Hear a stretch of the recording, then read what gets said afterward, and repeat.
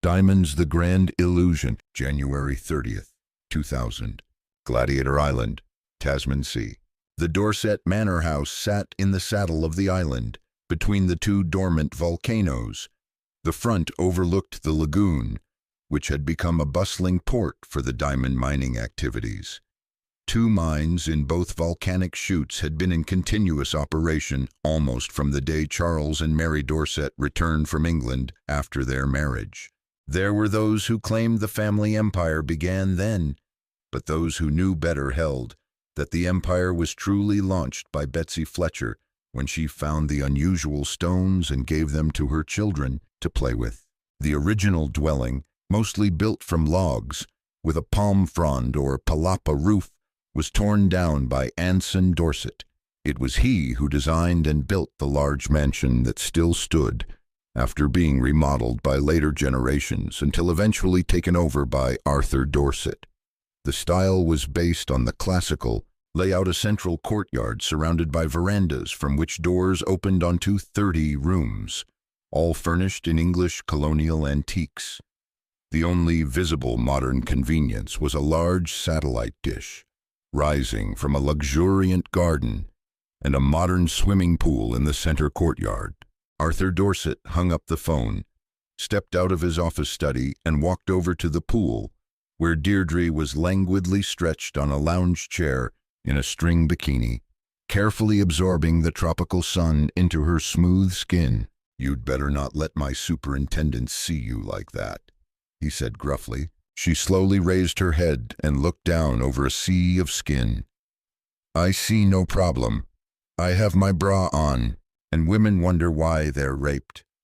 "Surely you don't want me to go around wearing a sack," she said mockingly.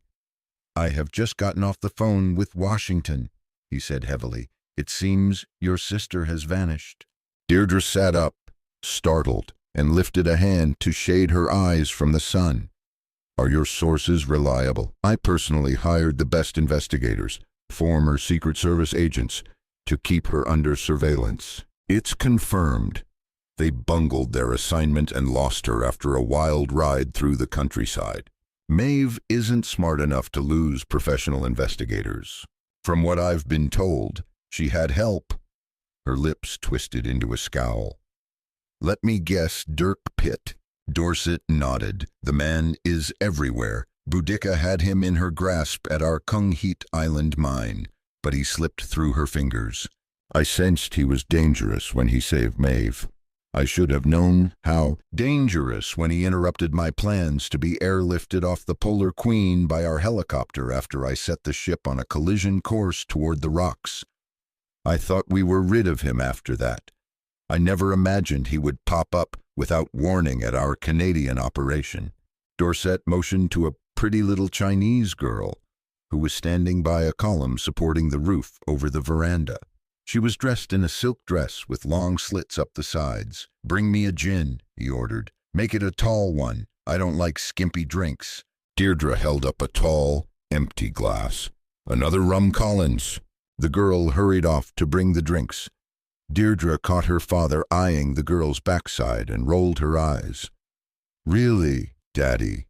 You should know better than to bed the hired help. The world expects better from a man of your wealth and status." "There are some things that go beyond class," he said sternly. "What do we do about Maeve? She's obviously enlisted Dirk Pitt and his friends from Numa to help her retrieve the twins." Dorset pulled his attention from the departing Chinese servant.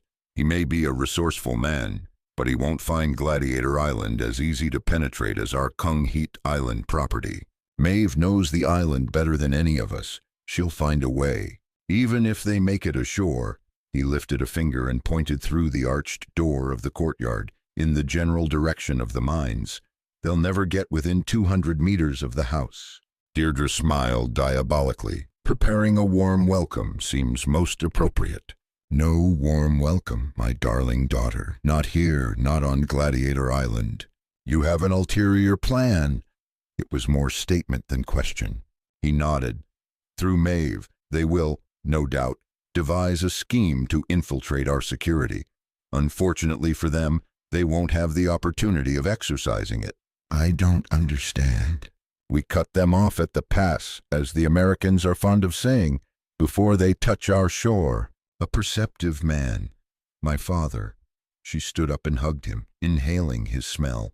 Even when she was a little girl, he had smelled of expensive cologne, a special brand he imported from Germany, a musky, no-nonsense smell that reminded her of leather briefcases, the indefinable scent of a corporation boardroom, and the wool of an expensive business suit. He reluctantly pushed her away, angry at a growing feeling of desire for his own flesh and blood. I want you to coordinate the mission. As usual, Boudica will expedite. I'll bet my share of Dorset Consolidated you know where to find them. She smiled archly at him. What is our timetable? I suspect that Mr. Pitt and Maeve have already left Washington. Her eyes squinted at him under the sun. So soon? Since Maeve hasn't been seen at her house, nor has Pitt set foot in his Numa office for the past 2 days. It goes without saying that they are together and on their way here for the twins. Tell me where to set a trap for them, she said, a sparkle of the feline hunter in her eyes, certain her father had the answer. An airport or hotel in Honolulu, Auckland or Sydney. He shook his head. None of those. They won't make it easy for us by flying. On commercial flights and staying at secluded inns, they'll take one of Numa's small fleet of jet transports and use the agency's facilities as a base. I didn't know the Americans had a permanent base for oceanographic study in either New Zealand or Australia. They don't, replied Dorset. What they do have is a research ship, the Ocean Angler, which is on a deep-sea survey project in the Bounty Trough, west of New Zealand. If all goes according to plan, Pitt and Maeve will arrive in Wellington and rendezvous with the Numa ship at the city docks this time tomorrow. Deirdre stared at her father with open admiration. How could you know all this? He smiled imperiously. I have my own source in Numa, who I pay very well to keep me informed of any underwater discoveries of precious stones. Then our strategy is to have Boudica and her crew intercept and board the research ship and arrange for it to disappear. Not wise, Dorset said flatly.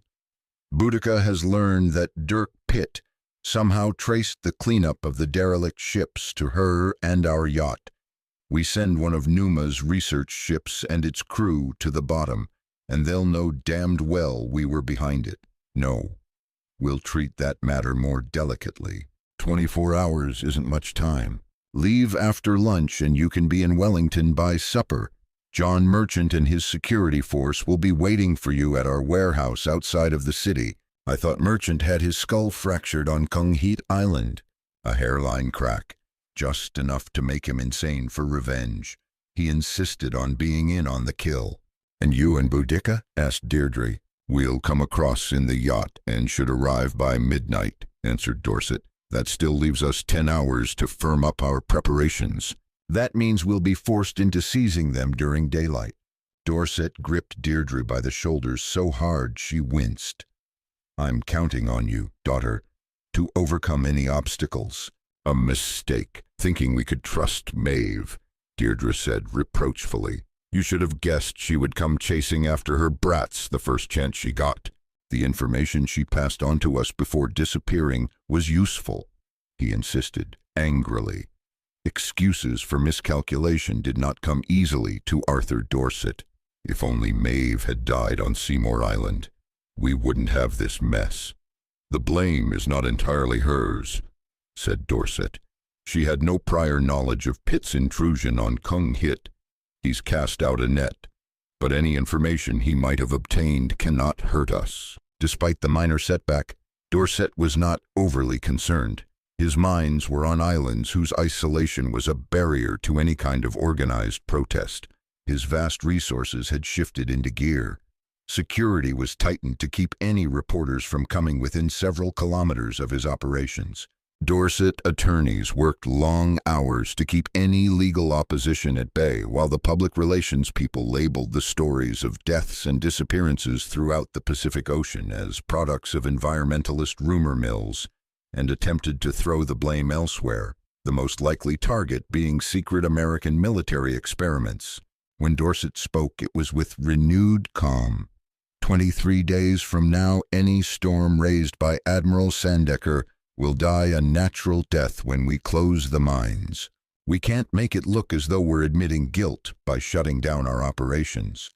Daddy, we'd open ourselves to a mountain of lawsuits by environmentalists and families of those who were killed. Not to worry, daughter.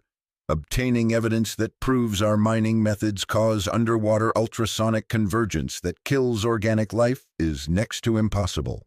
Scientific tests would have to be conducted over a period of months.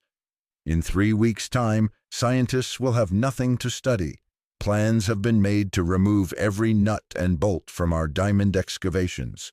The acoustic plague, as they insist on calling it, will be yesterday's headlines. The little Chinese girl returned with their drinks and served them from a tray. She retreated into the shadows of the veranda as soundlessly as a wraith. Now that their mother has betrayed us, what will you do with Sean and Michael? I'll arrange for her never to see them again. A great pity, Deirdre said as she rolled the icy glass over her forehead. Dorset downed the gin as if it were water. He lowered the glass and looked at her. Pity? Who am I supposed to pity? Maeve or the twins? Neither. Who then? Deirdre's exotic model features wore a sardonic grin. The millions of women around the world, when they find out their diamonds are as worthless as glass. We'll take the romance out of the stone, Dorset said, laughing. That, I promise you. Wellington, observed Pitt through the window of the Numa aircraft, couldn't have rested in a more beautiful setting. Enclosed by a huge bay and a maze of islands, low mountains with Mount Victoria as the highest peak, and lush, green vegetation. The port boasted one of the finest harbors in the world. This was his 4th trip in 10 years to the capital city of New Zealand, and he had seldom seen it without scattered rain showers and gusting winds. Admiral Sandecker had given Pitt's mission his very reluctant blessing with grave misgivings. He considered Arthur Dorset a very threatening man, a greedy sociopath who killed without a shred of remorse. The Admiral cooperated by authorizing a Numa aircraft for Pitt and Giordino to fly, with Maeve, to New Zealand and take command of a research ship as a base of operations for the rescue, but with the strict condition that no lives be risked in the attempt. Pitt gladly agreed, knowing the only people at risk, once the ocean angler stood a safe distance off Gladiator Island, would be the 3 of them. His plan was to use an underwater submersible to slip into the lagoon, then land and help Maeve reclaim her sons before returning to the ship. It was, Pitt thought bemusedly, a plan without technicalities. Once on shore, everything hinged on Maeve. He looked across the cockpit at Giordino, who was piloting the executive Gulfstream jet. His burly friend was as composed as if he were lounging under a palm tree on a sandy beach. They had been close friends since that first day they had met in elementary school and got 10 into a fistfight. They played on the same high school football team, Giordino as a tackle, Pitt as quarterback, and later at the Air Force Academy. Blatantly using his father's influence, George Pitt happened to be the senior senator from California to keep them together. Dirk and Al had trained in the same flight school and flown 2 tours with the same tactical squadron in Vietnam. When it came to the ladies, however, they differed. Giordino reveled in affairs, while Pitt felt more comfortable with relationships. Pitt rose from Hawu seat, moved back into the main cabin, and stared down at Maeve. She had slept fitfully during the long and tedious flight from Washington, and her face looked tired and drawn. Even now her eyes were closed, but the way she constantly changed position on the narrow couch indicated she had not yet crossed over the threshold into unconscious slumber. He reached over and gently shook her. "We're about to land in Wellington. he said. Her indelible blue eyes fluttered open. I'm awake, she murmured sleepily. How do you feel? He asked, with gentleness and concern. She roused herself and nodded gamely, ready and willing. And Giordino flared the aircraft, dropping smoothly till the tires touched and smoked briefly on contact with the ground. He taxied off the runway onto the flight line toward the parking area for transient and privately owned aircraft. You see a Numa vehicle? He shouted over his shoulder at Pitt in the back. The familiar turquoise and white colors were not in sight. Must be late, said Pitt, or else we're early. 15 minutes early by the old timepiece on the instrument panel, replied Giordino. A small pickup truck with a flight line attendant in the bed motioned for Giordino to follow them to an open parking space between a line of executive jet aircraft. Giordino rolled to a stop when his wingtips were even with the planes on either side of him and began the procedure for shutting down the engines. Pitt opened the passenger door and set a small step at the end of the stairs. Maeve followed him out and walked back and forth to stretch her joints and muscles, stiff and tensed after the long flight. She looked around the parking area for their transportation. I thought someone from the ship was going to meet us, she said between yawns. They must be on their way. Giordino passed out their traveling bags, locked up the aircraft and took cover with Pitt and Maeve under one wing while a sudden rain squall passed over the airport. Almost as quickly as it appeared, the storm moved across the bay and the sun broke through a rolling mass of white clouds. A few minutes later, a small Toyota bus, with the words Harbor Shuttle painted on the sides, splashed through the puddles and stopped. The driver stepped to the ground and jogged over to the aircraft. He was slim with a friendly face and dressed like a drugstore cowboy. One of you, Dirk Pitt. Right here, Pitt acknowledged. Carl Marvin. Sorry I'm running late. The battery went dead in the shore van we carry aboard the Ocean Angler, so I had to borrow transportation from the Hat Boremaster. I do hope you weren't inconvenienced. Not at all, said Giordino sourly. We enjoyed the typhoon during intermission. The sarcasm flew over the driver's head. You haven't been waiting long, I hope. No more than 10 minutes, said Pitt. Marvin loaded their bags in the back of the shuttle bus and drove away from the aircraft as soon as his passengers were seated. The dock where the ship is moored is only a short drive from the airport, he said cordially. Just sit back and enjoy the trip. Pitt and Maeve sat together, held hands like teenagers, and talked in low tones. Giordino settled into the seat in front of them and directly behind the driver. He spent most of the drive studying an aerial photo of Gladiator Island that Admiral Sandecker had borrowed from the Pentagon. Time passed quickly, and they soon turned off the main road into the bustling dock area, which was quite close to the city. A fleet of international cargo vessels, representing mostly Asian shipping lines, were moored beside long piers flanked by huge storage buildings. No one paid any attention to the wandering course taken by the driver around the buildings. Ships and huge cargo cranes. His eyes watched the passengers in the rearview mirror almost as often as they were turned on the piers ahead. The Ocean Angler is just on the other side of the next warehouse, he said, vaguely gesturing at some unseen object through the windshield. Is she ready to cast off when we board? Asked Pitt. The crew is standing by for your arrival. Giordino stared thoughtfully at the back of the driver's head. What's your duty on the ship? He asked. Mine, said Marvin without turning. I'm a photographer with the film crew. How do you like sailing under Captain Dempsey? A fine gentleman. He is most considerate of the scientists and their work. Giordino looked up and saw Marvin peering back in the rear-view mirror.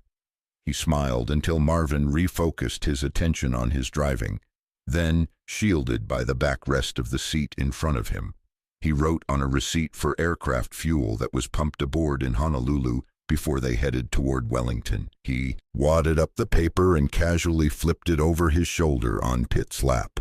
Talking with Maeve, Pitt had not picked up on the words that passed between Giordino and the driver. He casually unfolded the note and read the message. "This guy is a phony."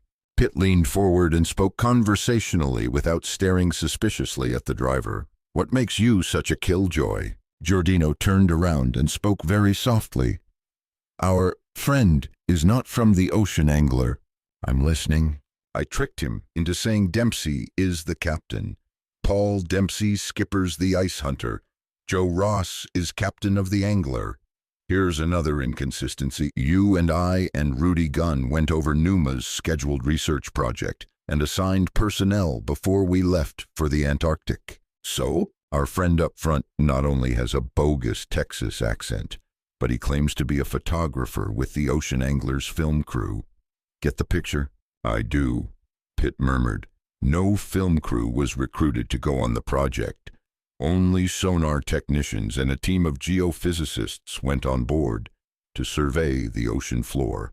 And this character is driving us straight into hell," said Giordino, looking out the window and toward a dockside warehouse just ahead, with a large sign across a pair of doors that read, "Dorset Consolidated Mining Ltd. True to their fears."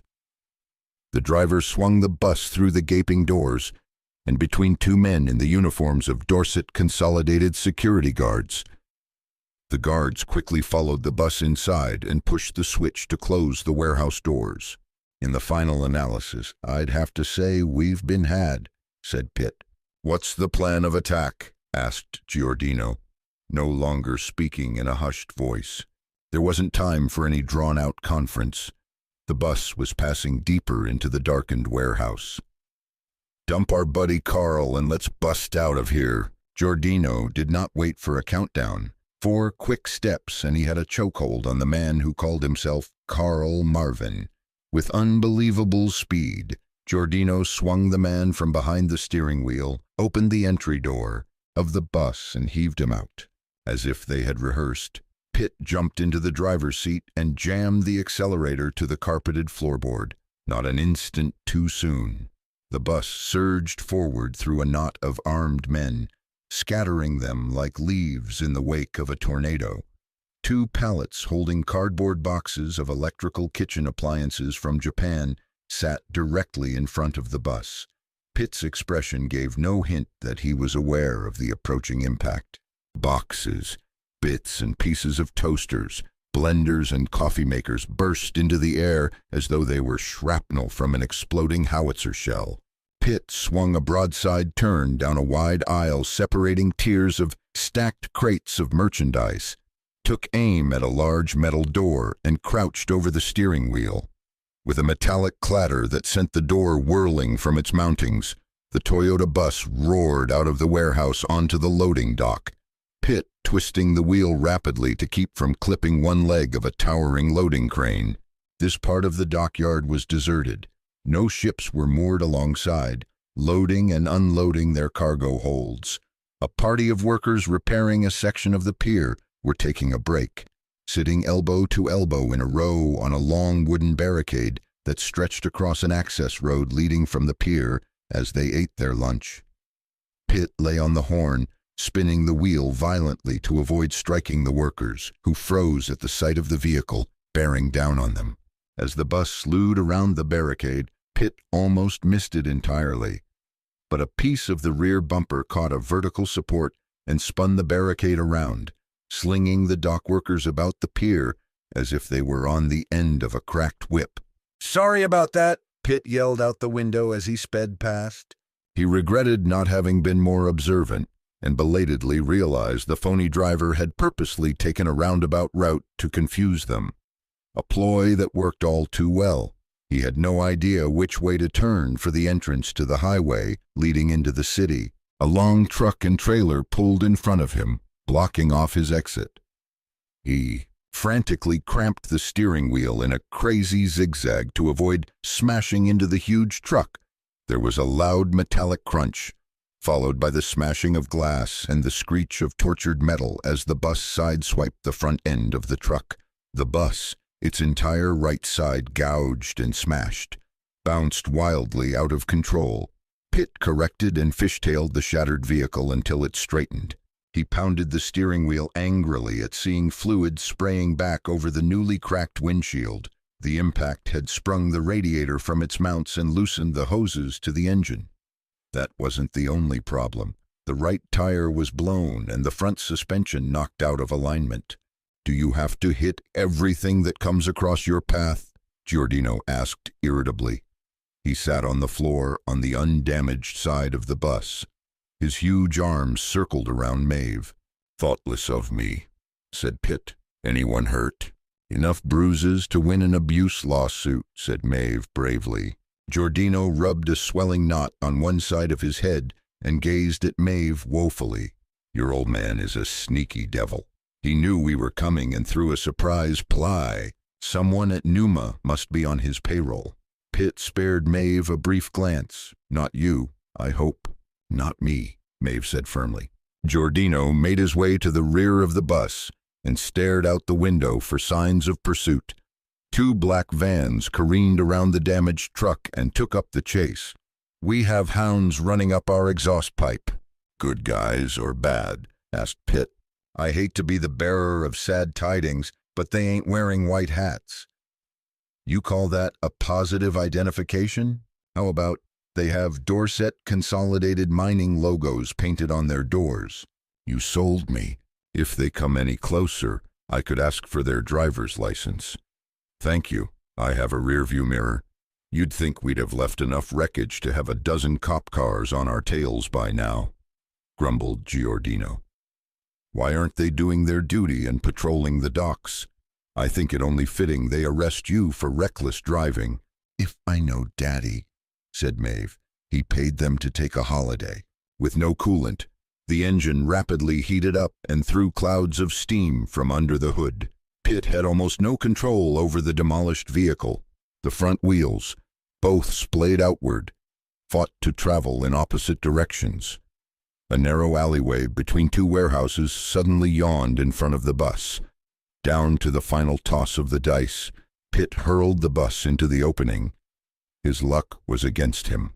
Too late, he realized the alleyway led onto a deserted pier with no exit except the one he passed through. "The end of the trail," Pitt sighed. Giordino turned and looked to the rear again. "The posse knows it. They've stopped to gloat over their triumph." "Maeve?" Maeve walked to the front of the bus. "Yes?" she said quietly. "How long can you hold your breath?" "I don't know. Maybe a minute." "Al, what are they doing?" "Walking toward the bus, holding nasty-looking clubs. They want us alive," said Pitt. "Okay, gang, take a seat and hold on tight." "What are you going to do?" asked Maeve. "We, love of my life, are going for a swim. Al, open all the windows. I want this thing to sink like a brick." "I hope the water's warm," said Giordino as he unlatched the windows. "I hate cold water." To Maeve, Pitt said, "Take several deep breaths and get as much oxygen as you can into your bloodstream. Exhale and then inhale as we go over the side. I bet I can swim underwater farther than you," she said with gutsy resolve. "Here's your chance to prove it," he said admiringly. "Don't waste time waiting for an air pocket. Go out the windows on your right and swim under the pier as soon as the water stops surging inside the bus." Pitt reached behind the driver's seat, unzipped his overnight bag, retrieved a nylon packet and stuffed it down the front of his pants, leaving a larger-than-life bulge. "What in the world are you doing?" asked Maeve. "My emergency goodie bag," explained Pitt. "I never leave home without it." "They're almost on us," Giordino announced calmly.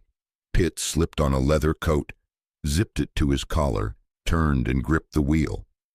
"Okay, let's see if we can get high marks from the judges." He revved up the engine and shifted the automatic transmission into sow. The battered bus jerked forward, right front tire flapping, steam billowing so thick he could hardly see ahead, gathering speed for the plunge. There was no railing along the pier, only a low wooden horizontal beam that acted as a curb for vehicles. The front wheels took the brunt of the impact. The already weakened front suspension tore away as the wheelless chassis ground over it. the rear tires tearing rubber as they spun, pushing what was left of the Toyota bus over the side of the pier. The bus seemed to fall in slow motion before the heavier front end dropped and struck the water with a great splash. The last thing Pitt remembered before the windshield fell inward and the seawater surged through the open passenger door was the loud hiss of the overheated engine as it was inundated. The bus bobbed once, hung for an instant, and they sank into the green water of the bay. All Dorset's security people saw when they ran to the edge of the dock and looked down was a cloud of steam, a mass of gurgling bubbles and a spreading oil slick. The waves created by the impact spread and rippled into the pilings beneath the pier. They waited expectantly for heads to appear, but no indication of life emerged from the green depths. Pitt guessed that if the docks could accommodate large cargo ships, the water depth had to be at least 15 meters. The bus sank, wheels down, into the muck on the bottom of the harbor, disturbing the silt, which burst into a rolling cloud, pushing away from the wheel. He stroked toward the rear of the bus to make sure Maeve and Giordino were not injured, and had exited through a window. Satisfied they had escaped, he snaked through the opening and kicked into the blinding silt. When he burst into the clear, visibility was better than he had expected, the water temperature a degree or two colder. The incoming tide brought in fairly clean water, and he could easily distinguish the individual pilings under the pier. He estimated visibility at 20 meters. He recognized the indistinct shapes of Maeve and Giordino, about 4 meters in front, swimming strongly into the void ahead. He looked up, but the surface was only a vague pattern of broken light from a cloudy sky. And then suddenly the water darkened considerably as he swam under the pier and between the pilings. He temporarily lost the others in the shadowy murk, and his lungs began to tighten in complaint from the growing lack of air. He swam on an angle, toward the surface, allowing the buoyancy of his body to carry him upward, one hand raised above his head to ward off embedding something hard and sharp in his scalp. He finally surfaced in the midst of a small sea of floating litter. He sucked in several breaths of salty air and swung around to find Maeve and Giordino bobbing in the water a short distance behind him. They swam over, and his regard for Maeve heightened when he saw her smiling. "Show off," she whispered, aware that voices could be heard by the Dorset men above. "I bet you almost drowned trying to outdistance me." "There's life in the old man yet," Pitt murmured. "I don't think anyone saw us," muttered Giordino. "I was almost under the dock before I broke free of the silt cloud." Pitt motioned in the general direction of the main dock area. "Our best hope is to swim under the pier until we can find a safe place to climb clear." "What about boarding the nearest ship we can find?" asked Giordino. Maeve looked doubtful. Her long blonde hair floated in the water behind her like golden reeds on a pond. "If my father's people picked up our trail, he'd find a way to force the crew to turn us over to him." Giordino looked at her. "You don't think the crew would hold us until we were under the protection of local authorities?" Pitt shook his head, flinging drops of water in a spiral. "If you were the captain of a ship or the commander in charge of dock police, would you believe a trio of half-drowned rats or the word of someone representing Arthur Dorset?" "Probably not us," Giordino admitted. "If only we could reach the ocean angler. That would be the first place they'd expect us to go," said Maeve.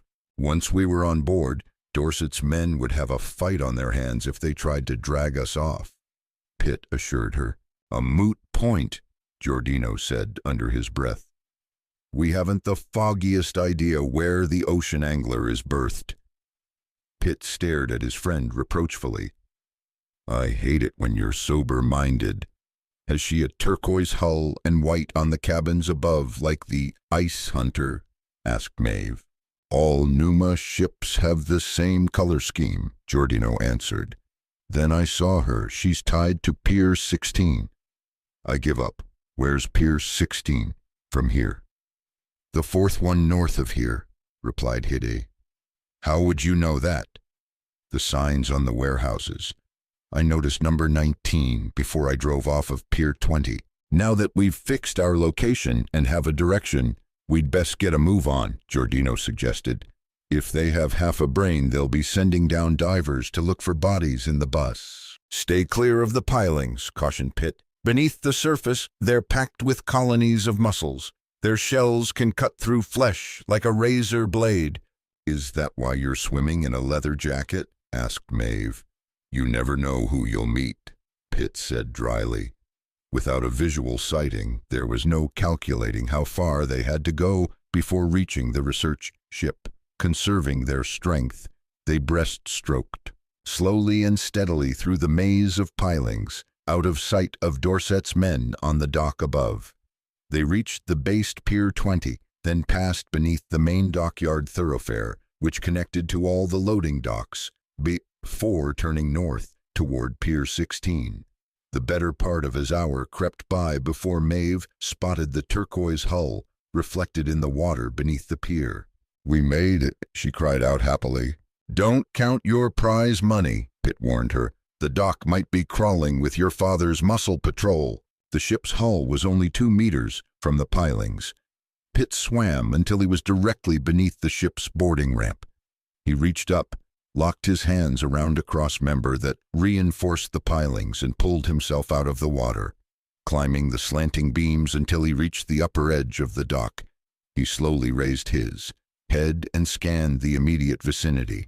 The area around the boarding ramp was deserted, but a Dorset security van was parked across the nearest entry onto the pier. He counted 4 men lined across an open stretch between stacks of cargo containers and several parked cars alongside the ship moored in front of the ocean angler. He ducked below the edge of the dock and spoke to Maeve and Giordino. Our friends are guarding the entrance to the pier about 80 meters away, too far to stop us from making it on board.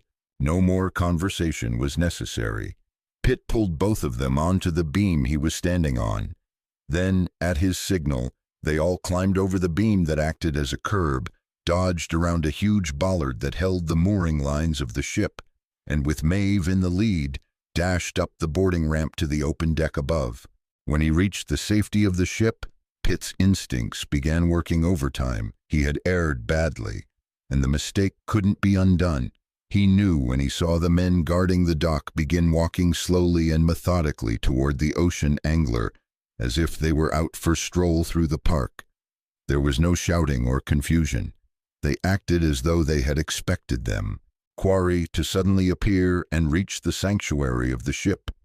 He knew when he looked over decks devoid of human activity that something was very, very wrong. Someone on the crew should have been in evidence on a working ship. The robotic submersibles, the sonar equipment, the great winch for lowering survey systems into the depths were neatly secured. Rare was the occasion when an engineer or scientist wasn't fussing with a prized apparatus, and he knew when a door opened from a companionway leading to the bridge and a familiar figure stepped out onto the deck that the unthinkable had happened. "How nice to see you again, Mr. Pitt," said John Merchant, snidely. "You never give up, do you, Pitt?" In those first few moments of bitter frustration, felt an almost tangible wave of defeat wash over him. The fact that they had been effortlessly and completely snared, that Maeve was trapped in the arms of her father, that there was every likelihood that he and Giordino would be murdered, was a heavy pill to swallow. It was all too painfully obvious that with advance warning from their agent inside Numa, Dorset's men had arrived at the ocean angler first, and through some kind of subterfuge had temporarily subdued the captain and crew and taken over the ship just long enough to trap Pitt and the others. It had all been so predestined, so transparent that Arthur Dorset had been certain to do something beyond the bounds of the ordinary, as a backup strategy in the event that Pitt and Giordino had slipped through his fingers and somehow come on board. Pitt felt he should have predicted it and come up with an alternate plan, but he'd underestimated the shrewd diamond tycoon. Pirating an entire ship while it was docked within stone's throw of a major city had not crossed Pitt's mind.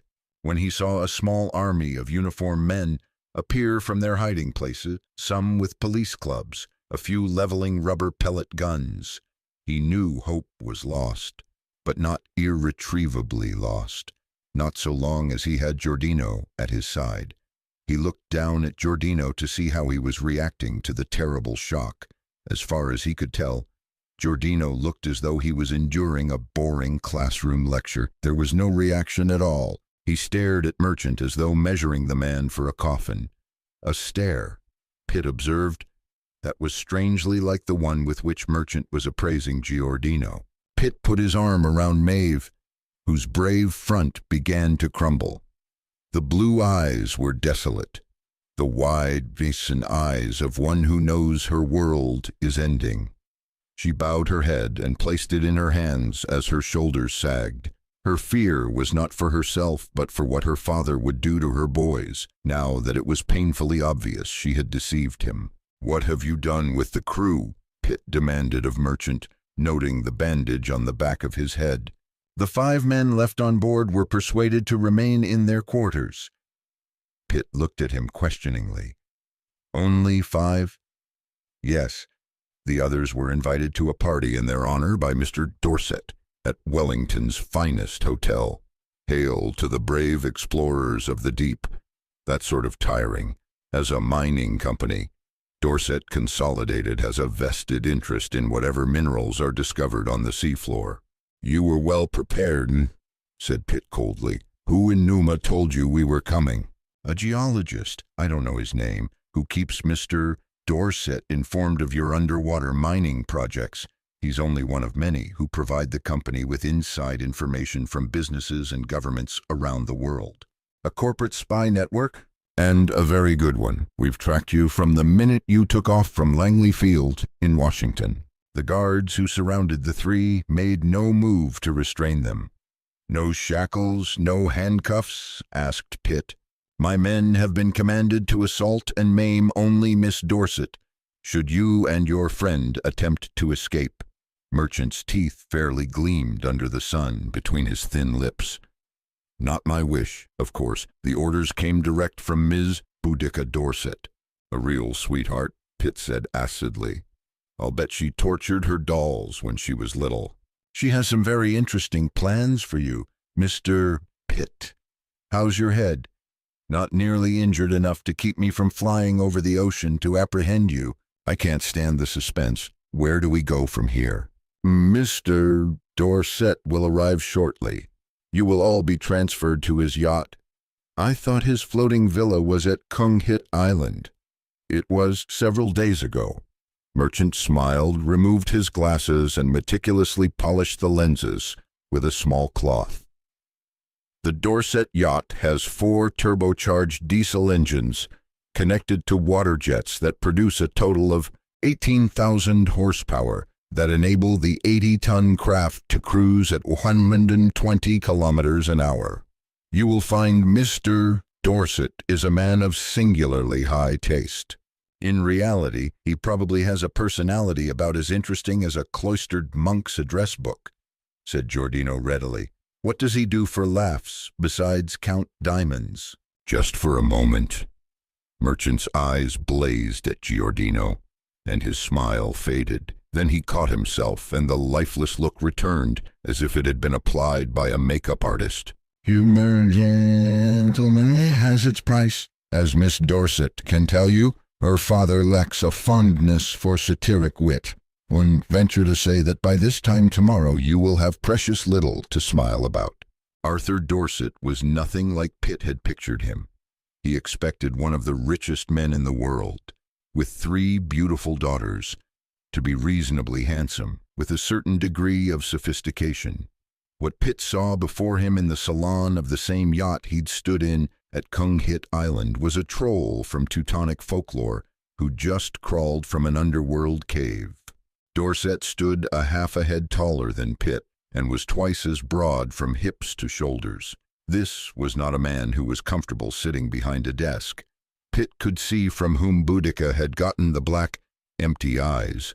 Dorset had weathered lines in his face, and the rough, scarred hands indicated that he wasn't afraid of getting them dirty. The mustache was long and scraggly, with a few bits of his lunch adhering to the strands of hair. But the thing that struck Pitt as hardly befitting a man of Dorset's international stature was the teeth that looked like the ivory keys of an old piano, yellowed and badly chipped. Closed lips should have covered the ugliness, but oddly, they never seemed to close, even when Dorset was not talking. He was positioned in front of the driftwood desk with the marble top, flanked by Boudica, who stood on his left, wearing denim pants and a shirt that was knotted at her midriff, but oddly buttoned at the neck, and Deirdre, who sat in a patterned silk chair, chic and fashionably dressed in a white turtleneck under plaid shirt and skirt, crossing his arms and sitting on his desk with one foot on a carpeted deck. Dorset smiled like a monstrous old hag. The sinister eyes examined every detail of Pitt and Giordino like needles, probing every centimeter from hair to shoelaces. He turned to Merchant, who was standing behind Maeve, his hand resting inside a tweed sport coat on a holstered automatic slung under one arm. "Nicely done, John," he beamed. "You anticipated their every move." He lifted a matted eyebrow and stared at the two men standing before him, wet and bedraggled, turned his eyes to Maeve, stringy, damp hair sticking to her forehead and cheeks, grinned hideously, and nodded at Merchant. "Not all went as you expected, perhaps. They look like they fell in a moat. They delayed the inevitable by trying to escape into the water," Merchant said airily. The self-assurance, the pomposity, were mirrored in his eyes. "In the end, they walked right into my hands. Any problems with the dockyard security people?" "Negotiations and compensation came off smoothly," Merchant said buoyantly. "After your yacht came alongside the Ocean Angler, the 5 crewmen we detained were released. I'm confident that any formal complaint filed by Numa officials will be met with bureaucratic indifference by local authorities. The country owes a heavy debt to Dorset Consolidated for its contribution to the economy. You and your men are to be commended." Dorset nodded approvingly. "A liberal bonus will be forthcoming to all involved." "That is most kind of you, sir," Merchant purred. "Please leave us now." Merchant stared at Pitt and Giordino warily. "They are men who should be watched carefully," he protested mildly. "I do not advise taking chances with them." "You think they're going to try and take over the yacht?" Dorset laughed. "2 defenseless men against 24 who are armed? Or are you afraid they might jump overboard and swim to shore?" Dorset motioned through a large window at the narrow tip of Cape Farewell, on New Zealand's South Island, which was rapidly disappearing in the wake behind the yacht. "Across 40 kilometers of sea infested with sharks? I don't think so. My job is to protect you and your interests," said Merchant as he slid his hand from the gun, buttoned his sport coat, and stepped quietly toward the door. "I take it seriously." "Your work is appreciated," Dorset said, abruptly becoming curt with impatience.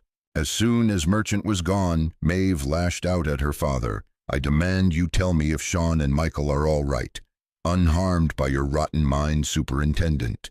Without a word, Boudica stepped forward, reached out her hand in what Pitt thought was a show of affection, but brought it viciously across Maeve's cheek. A blow with such force it almost knocked her sister off her feet.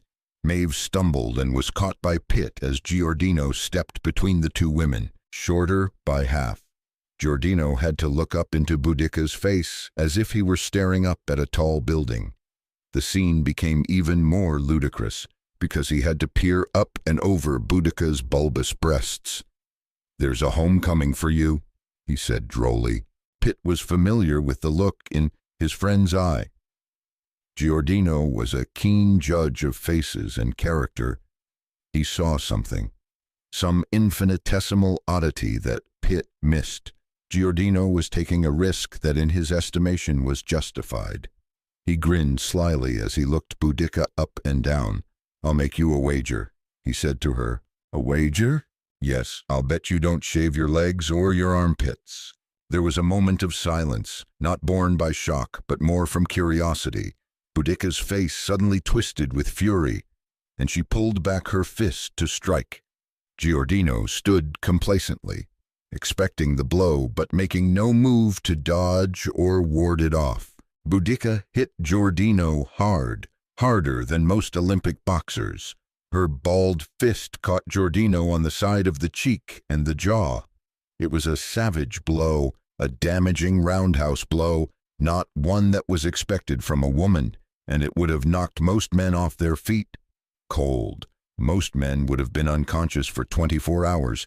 Most, that is, that Boudica had ever struck in ungoverned fury. Giordino's head snapped to one side and he took a step backward, shook his head as if to clear it, and then spat out a tooth onto the expensive carpet. Incredibly, against all comprehension, he stepped forward until he was under Boudica's protruding bosom again. There was no animosity, no expression of vengeance in his eyes. Giordino simply gazed at her reflectively. "If you had any sense of decency and fair play, you'd let me have a turn." Boudica stood in confused amazement, massaging a sore hand. Uncontrolled outrage was slowly replaced with cold animosity. The look came into her eye of a rattlesnake about to strike with deadly purpose.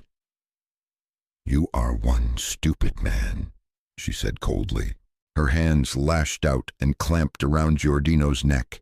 He stood with his fists clenched at his sides, making no move to stop her. His face drained of all color and his eyes began to bulge, and still he made no effort to defend himself. He stared at her without any malice at all. Pitt well remembered the strength in Boudica's hands. He still had the bruises on his arms to attest to it, at a loss as to Giordino's out-of-character display of passivity. He moved away from Maeve in readiness to kick Boudica in a kneecap, when her father shouted, "Release him!" Arthur Dorset snapped. "Do not soil your hands on a rat." Giordino still stood like a statue in a park, when Boudica released her grip around his throat and stepped back, rubbing the knuckles she had scraped on his face. "Next time," she snarled, "you won't have my father to save your filthy hide. Did you ever think of turning professional?" Giordino rasped hoarsely, tenderly touching the growing discoloration marks around his neck. "I know this carnival that could use a geek." Pitt put his hand on Giordino's shoulder. "Let's hear what Mr. Dorset has to say before you sign up for a rematch." "You're wiser than your friend," said Dorset.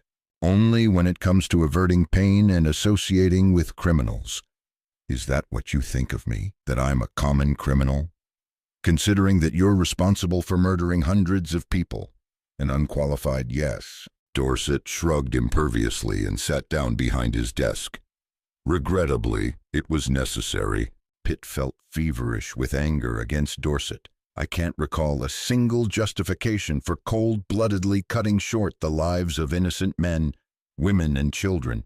Why should you lose sleep over a few deaths, when millions in the Third World die every year from famine, disease, and war?"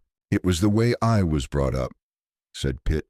"My mother taught me life was a gift." "Life is a commodity, nothing more," Dorset scoffed. "People are like old tools that are used and then thrown away or destroyed when they have no more purpose. I pity men like you who are burdened with morals and principles. You are doomed to chase a mirage, a perfect world that never was and never will be." Pitt found himself staring at stark, unfettered madness. "You'll die chasing a mirage, too." Dorset smiled humorlessly. "You're wrong, Miss Pitt. I will grasp it in my hands before my time comes." "You have a sick, warped philosophy of life. So far it has served me very well. What's your excuse for not stopping the mass killing caused by your ultrasonic mining operations?" "To mine more diamonds. What else?" Dorset stared at Pitt as though he were studying a specimen in a jar. In a few weeks, I will make millions of women happy by providing them with the most precious of stones at a cost a beggar can afford. You don't strike me as the charitable type. Diamonds are really nothing but bits of carbon. Their only practical asset is they happen to be the hardest substance known to man. This alone makes them essential for the machining of metals and drilling through rock. Did you know the name diamond comes from the Greek Mr. Pitt? It means indomitable. The Greeks, and later the Romans, wore them as protection from wild beasts and human enemies. Their women, however, did not adore diamonds as women do now. Besides driving off evil spirits, they were used as a test for adultery. And yet when it comes to beauty, you can get the same sparkle from crystal. As Dorset spoke of diamonds, his stare didn't falter, but the throbbing pulse in the side of his neck gave away his deep feeling on the subject.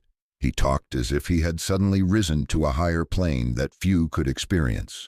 Are you also aware that the first diamond engagement ring was given by Archduke Ferdinand of Austria to Mary of Burgundy in the year 1477? And the belief that the vein of love runs directly from the brain to the third finger of the left hand was a myth that came out of Egypt?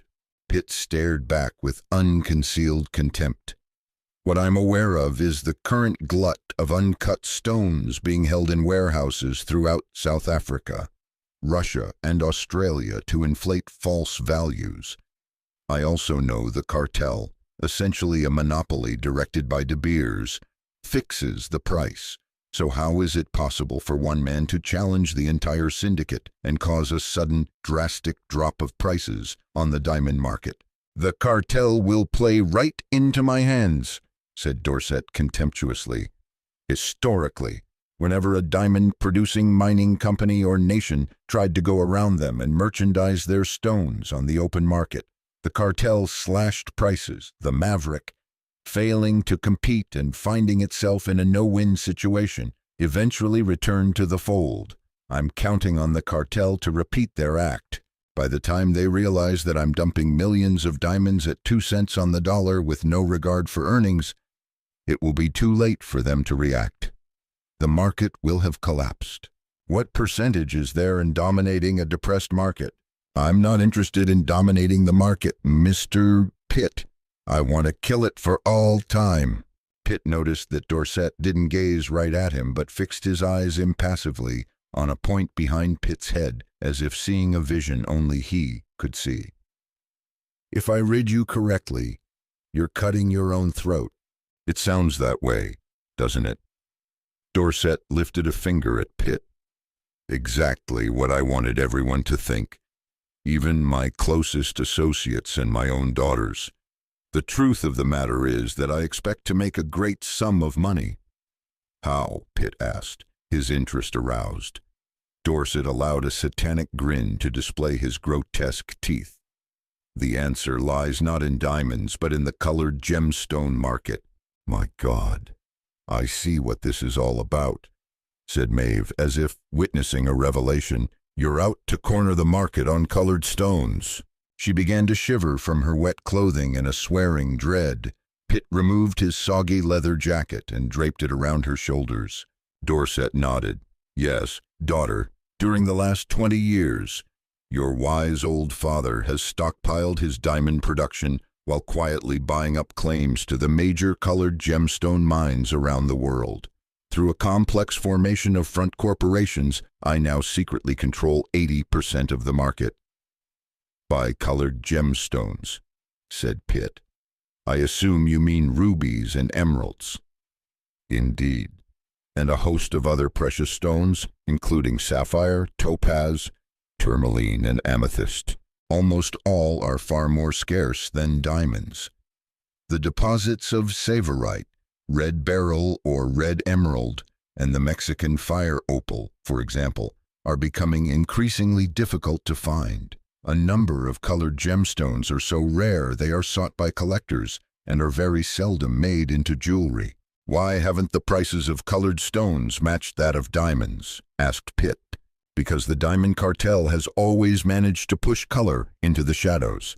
Dorset told him with the fervor of a zealot. For decades, De Beers has spent enormous sums of money in high-powered research to study and survey international markets. Millions were spent advertising diamonds and creating an image of eternal value. To keep prices fixed, De Beers created a demand for diamonds to keep pace with the mushrooming supply. And so the web of imagery capturing a man showing his love for a woman through the gift of a diamond was spun through a shrewd advertising campaign that reached its peak with the slogan, "Diamonds are forever." He began to pace the room, gesturing with his hands for effect. Because colored gemstone production is fragmented by thousands of independent producers, all competing and selling against each other, there has been no unified organization to promote colored stones. The trade has suffered from a lack of consumer awareness. I intend to change all that after the price of diamonds plunges. So you've jumped in with both feet. Not only will I produce colored stones from the mines, declared Dorset, but unlike De Beers, I will cut and merchandise them through the House of Dorset, my chain of stores on the retail market. Sapphires, emeralds, and rubies may not be eternal, but when I'm through, they will make any woman who wears them feel like a goddess.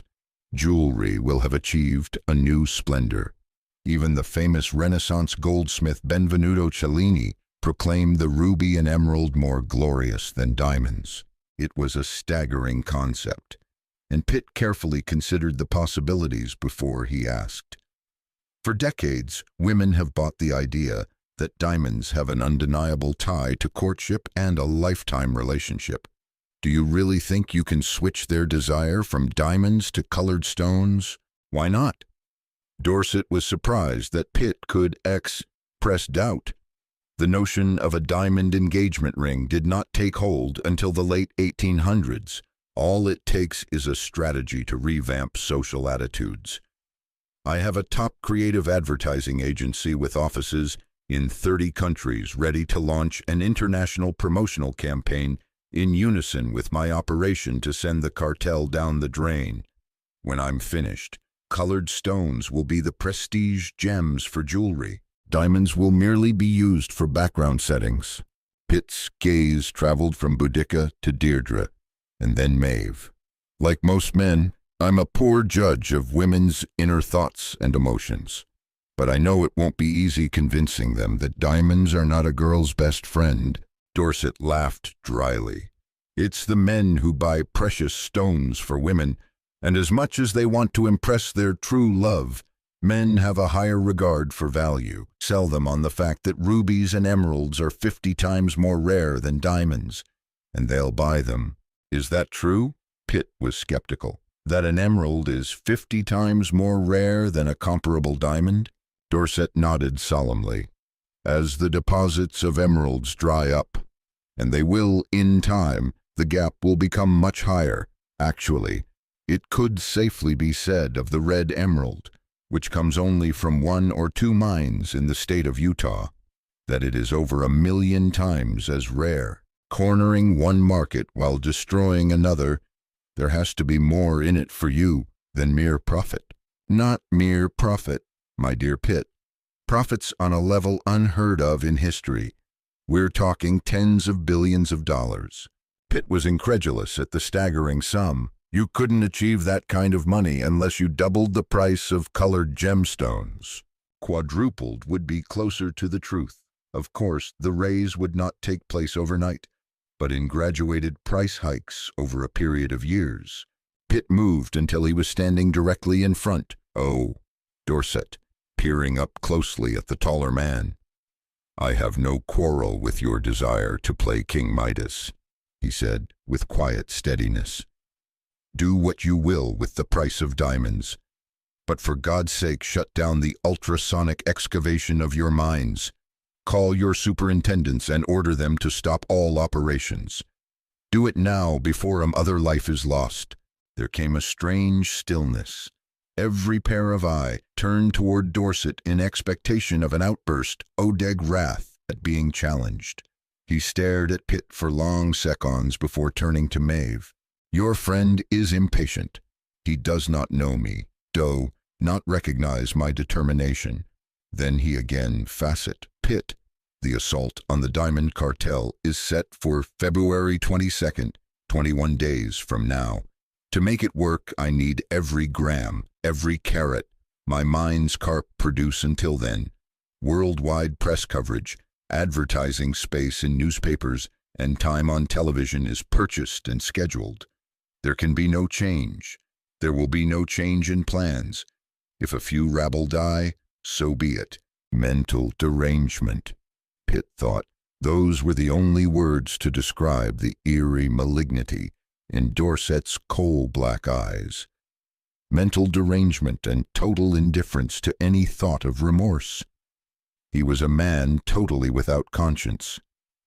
Pitt felt his skin crawl from just looking at him. He wondered how many deaths Arthur Dorset was accountable for, long before he began excavating diamonds with ultrasound. How many men had died who stood in his way to becoming rich and powerful. He felt a sharp chill at knowing the man was a sociopath on the same level as a serial killer.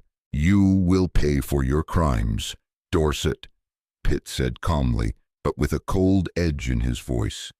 You will surely pay for the unbearable grief and agony you have caused. Who will be the angel of my retribution? Dorset sneered. You, maybe? Mr. Giordino here. I do not believe there will be ordained retaliation from the heavens. The possibility is too remote. The only certainty I can bank on, Mr. Pitt, is that you won't be around to see it. Execute the witnesses by shooting them in the head and throwing their bodies overboard. Is that your policy? Shoot you and Mr. Giordino in the head? There was no trace of emotion, of any feeling in Arthur Dorset's voice. Nothing so crude and mundane, nor so merciful. Thrown in the sea, yes, you may consider that a foregone conclusion. In any event, I will guarantee you and your friend a slow but violent death. After 30 hours of pounding through the sea at incredible speeds, the powerful turbodiesels fell off to a muffled throb, and the yacht slowed and began to drift amid a sea of gentle swells. The last sight of the New Zealand shoreline had long since disappeared in the yacht's wake. To the north and west, dark clouds were laced with forks of lightning, the thunder rumbling dully across the horizon. To the south and east there were no clouds and thunder. The skies were blue and clear. Pitt and Giordino had spent the night and half the next day locked in a small supply compartment aft of the engine room. There was barely enough room to sit on the deck with knees drawn up to their chins. Pitt kept awake most of the time, the clarity of his mind heightened, listening to the revolutions of the engines, the thump of the swells, casting aside all thoughts of restraint.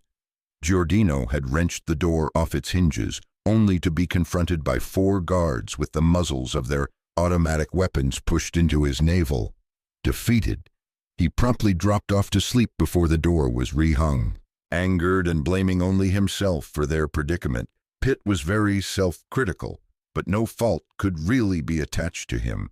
He should have outthought John Merchant. He had been caught with his guard down because he miscalculated their fanatic desire to lure Maeve back into their clutches. He and Giordino were mere sideline pawns. Arthur Dorset considered them little more than a minor annoyance in his insane crusade for an absurd accumulation of wealth. There was something weird and ominous about their unmoving concentration on such a complex plan to ensnare a daughter and eliminate the men from Numa. Pitt wondered dimly why he and Giordino had been kept alive, and he had no sooner done so when the damaged door creaked open and John Merchant stood leering on the threshold. Pitt automatically checked his Doxa watch at seeing his nemesis. It was 11:20 in the morning. "Time to board your vessel," Merchant announced pleasantly. "We're changing boats?" asked Pitt, in a manner of speaking. "I hope the service is better than on this one," said Giordino lazily. "You will, of course, take care of our luggage." Merchant dismissed Giordino with a brisk shrug. "Please hurry, gentlemen. Mr. Dorset does not like to be kept waiting." They were escorted out onto the stern deck, surrounded by a small army of guards armed with a variety of weapons designed to inflict bodily harm but not kill. Both men blinked in the fading sunlight just as the first few raindrops fell, carried ahead of the advancing clouds by a light breeze. Dorset sat protected under an overhang in a chair at a table laden with several savory dishes laid out in silver serving bowls. Two uniformed attendants stood at his elbow, one ready to pour at the slightest indication that his wineglass required refilling, the other to replace used silverware. Boudica and Deirdre, seated on their father's left and right, didn't bother looking up from their food as Pitt and Giordino were brought into their divine presence. Pitt glanced around for Maeve, but she wasn't to be seen. "I regret that you must leave us," said Dorset between bites of toast heaped with caviar. "A pity you couldn't have stayed for brunch." "Don't you know you're supposed to boycott caviar?" said Pitt. "Poachers have nearly driven sturgeon to extinction." Dorset shrugged apathetically. "So it costs a few dollars more." Pitt turned, his eyes staring over the empty sea, starting to look ugly from the approaching storm. "We were told we were to board another boat." "And so you shall. Where is it?" "Floating alongside." "I see," Pitt said quietly. "I see indeed. You plan to set us adrift." Dorset rubbed food from his mouth with a napkin, with the savoir-faire of an auto mechanic wiping his greasy hands. "I apologize for providing such a small craft. One without an engine, I might add, but it's all I have to offer. A nice sadistic touch. You enjoy the thought of our suffering." Giordino glanced at two high-performance powerboats that were cradled on the upper deck of the yacht. "We're overwhelmed by your generosity. You should be grateful that I'm giving you a chance to live. Adrift in a part of the sea devoid of maritime traffic, directly in the path of a storm." Pitt scowled. "The least you should do is supply pen and paper to make out our last wills and testaments. Our conversation has ended. Goodbye, Mr. Pitt, Mr. Giordino. Bon voyage." Dorset nodded at John Merchant. "Show these Numa scum to their craft." Merchant pointed to a gate in the railing that was swung open. "What? No confetti and streamers?" muttered Giordino. Pitt stepped to the edge of the deck and stared down at the water. A small, semi-inflatable boat bobbed in the water beside the yacht, 3 meters in length by 2 meters wide. It had a fiberglass V hull that appeared sturdy. The center compartment, however, would barely hold 4 people, the neoprene outer flotation tube taking up half the boat. The craft had mounted an outboard engine at one time, but that had been removed. The control cables still dangled from a center console. The interior was empty except for a figure in Pitt's leather jacket, huddled in one end. Cold rage swept Pitt. He took Merchant by the collar of his yachting jacket and cast him aside as easily as if he'd been a straw scarecrow. He stormed back to the dining table before he could be stopped. "Not Maeve, too," he said sharply. Dorset smiled, but it was an expression completely lacking in humor. "She took her ancestor's name. She can suffer as her ancestor did." "You bastard!" Pitt snarled with animal hate. "You fornicating scab!" That was as far as he got. One of Merchant's guards rammed the butt of his automatic rifle viciously in Pitt's side, just above the kidney. A tidal wave of agony consumed Pitt, but sheer wrath kept him on his feet. He lurched forward, grabbed the tablecloth in both hands, gave a mighty jerk, and wrenched it into the air. Glasses, knives, forks, spoons, serving dishes, and plates filled with gourmet treats exploded over the deck with a great clatter. Pitt then threw himself across the table at Dorset, not with the mere intent to strike him or choke him to death. He knew he'd have one, and only one, chance at maiming the man. He extended his index fingers and jabbed just as he was smothered in guards. A maddened Boudica slung her hand down in a ferocious chop to Pitt's neck. but she missed and caught him on the shoulder. One of Pitt's fingers missed its target and scraped over Dorset's forehead. The other struck home, and he heard an agonized primeval scream. Then he felt the blows raining on him in every bone of his body. Then nothing as the crazy melee snapped into blackness. Pitt woke and thought he was in some bottomless pit or a cave deep in the earth, or at least in the depths of some underground cavern where there was only eternal darkness.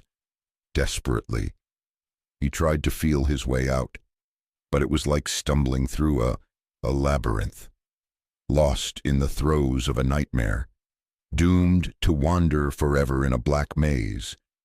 He thought vaguely. Then suddenly, for no more than the blink of an eye, he saw a dim light far ahead. He reached out for it and watched it grow into dark clouds scudding across the sky. Praise be. Lazarus is back from the dead.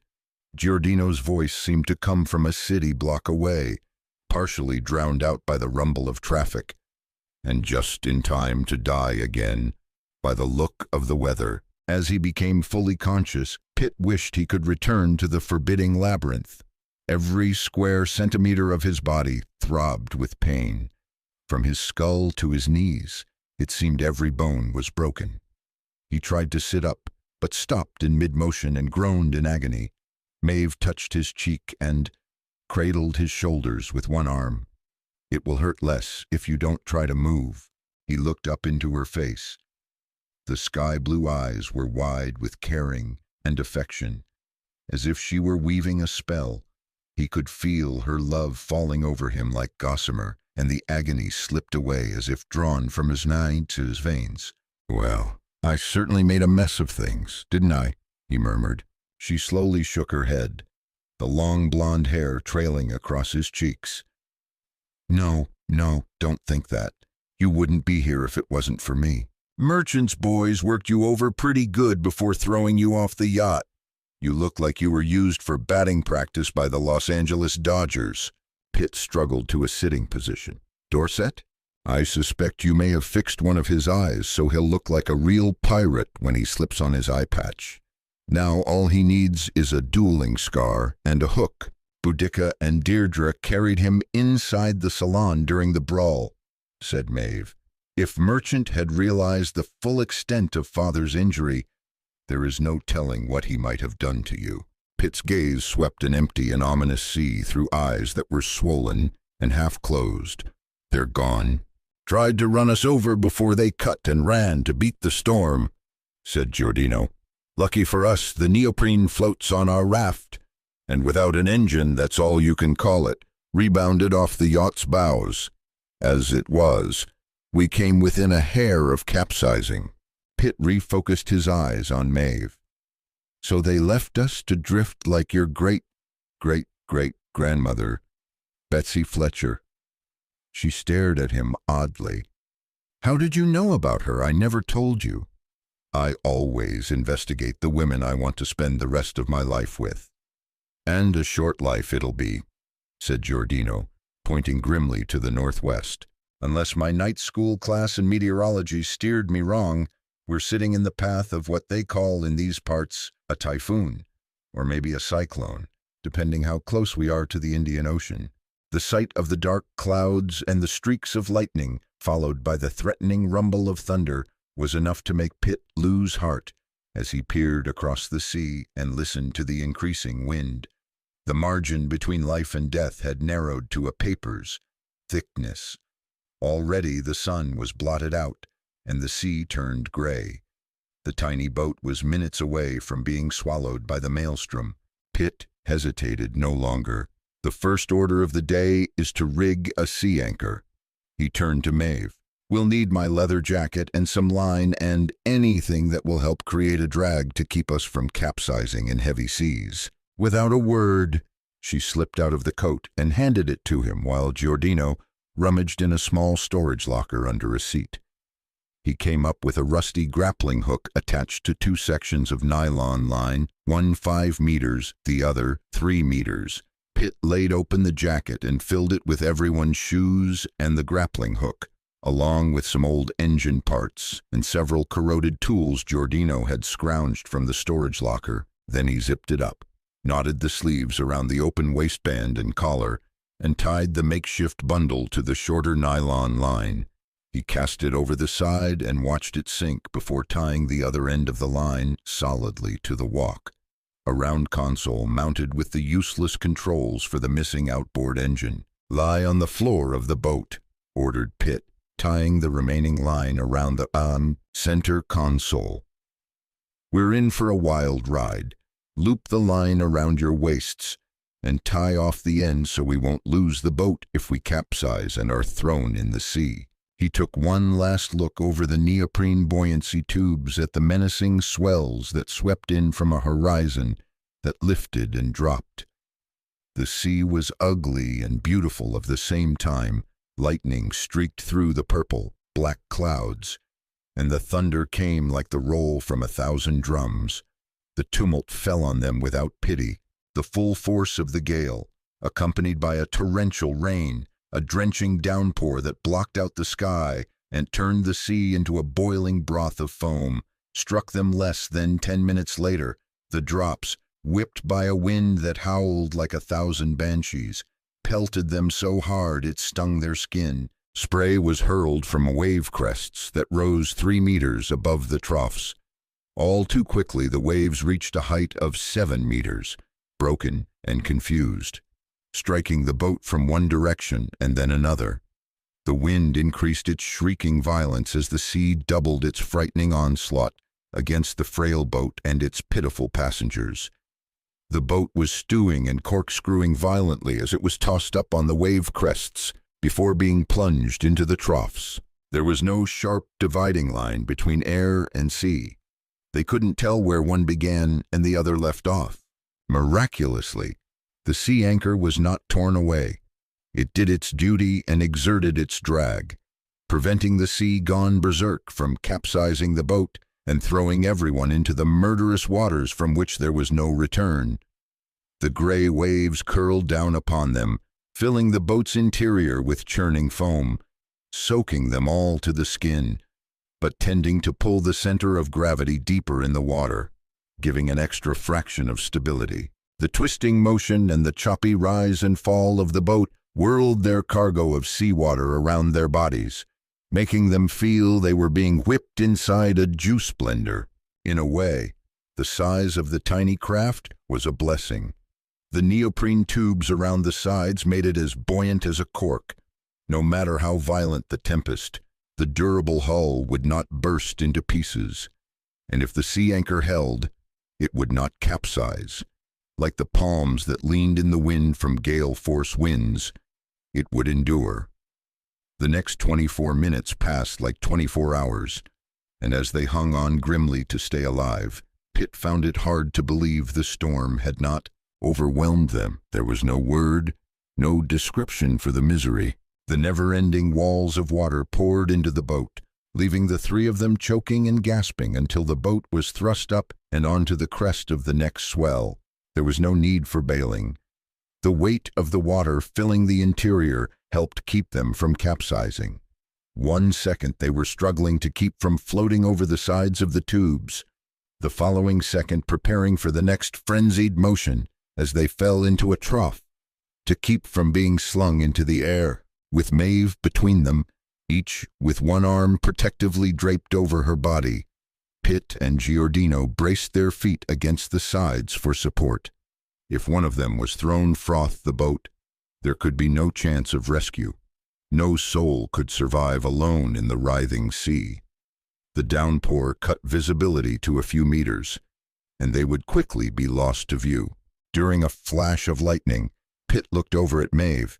She looked convinced that she had been dropped into hell and must have been suffering the torment of the damned from seasickness. Pitt wished he could have consoled her with words, but she could never have heard him over the howl of the wind. He cursed the name of Dorset. God, how terrible it was to have a father and sisters who hated her enough to steal away her children and then try to murder her because she was good and kind and refused to be a part of their criminal acts. It was horribly wrong and unfair. She could not die, he told himself.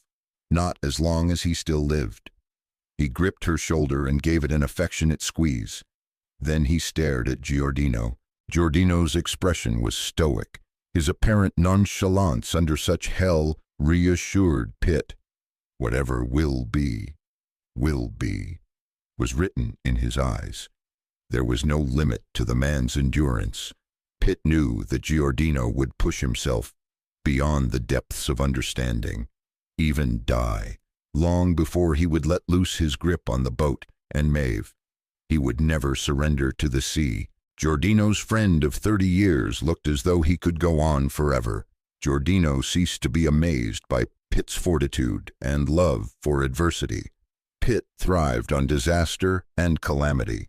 Oblivious to the frenzied pounding by the swells, he did not look like a man waiting for the end, a man who felt there was nothing he could do against the furies of the sea. His eyes gazed into the sheets of rain and froth that lashed his face, strangely remote, almost as if he were sitting high and dry in his hangar apartment. His mind seemed concentrated elsewhere, disembodied and in a vacuum. Pitt was. Giordino had thought on more than one occasion while they were in or under the sea, a man utterly at home in his own element, almost as if their minds worked together simultaneously. Giordino looked to see how Pitt was faring. There were two kinds of men, he thought. There were those who saw the devil waiting for their soul and were deathly afraid of him, and there were those who mired themselves in hopelessness and looked upon him as a relief from their worldly misery. Pitt was of neither kind. He could stare at the devil and spit in his eye. Darkness came and passed, a night of torment that never seemed to end. They were numbed by the cold and constantly soaked. The chill cut through their flesh like 1,000 knives. Dawn was a deliverance from hearing the waves roar and break without seeing them. With a sunrise shrouded by the convulsive clouds, they still grimly hung on to life by the barest of threads. They longed for daylight, but it finally came in a strange gray light that illuminated the terrible sea like an old black and white motion picture.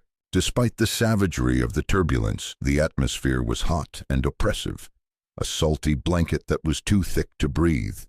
The passage of time had no relation to the dials of their wristwatches. Pitt's old Doxa and Giordino's newer Aqualand Pro were watertight to 200 meters deep and kept on ticking, but salt water had seeped into Maeve's little digital watch, and it soon stopped. Not long after the sea went on its rampage, Maeve buried her head against the bottom of a flotation tube and prayed that she might live to see her boys again, prayed that she would not die without giving them fond memories of her, not some vague recollection that she was lost and buried in an uncaring sea. She agonized over their fate in the hands of her father. At first she had been more frightened than at any other moment in her life, the fear like a cold avalanche of snow that smothered her. Then gradually it began to subside as she realized the arms of the men about her back and shoulders never let up their pressure. Their self-control seemed extraordinary, and their strength seemed to flow inside her. With men such as these protecting her, a spark grew and nurtured the imperceptible but growing belief that she just might still be alive to see another dawn. Pitt was not nearly so optimistic. He was well aware that his and Giordino's energy was waning. Their worst enemies were the unseen threats of hypothermia and fatigue. Something had to give, their tenacity or the storm's violence. The constant effort to keep from drowning had taken all they had to give. The fight had been against all odds, and total exhaustion was just around the corner. And yet, he refused to see the futility of it all. He clung to life, drawing on his dwindling reserve of strength, holding tight as the next wave engulfed them, knowing their time to die was fast approaching. But Pitt, Maeve, and Giordino did not die. By early evening there was an easing of the wind, and the jumbled seas began to diminish shortly after. Unknown to them, the typhoon had veered off its earlier course from the northwest and suddenly headed southeast toward the Antarctic. The wind velocity noticeably slackened, down from over 150 kilometers to a little below 60, and the seas curtailed their madness. The distance between the wave crests and the troughs decreasing to no more than 3 meters.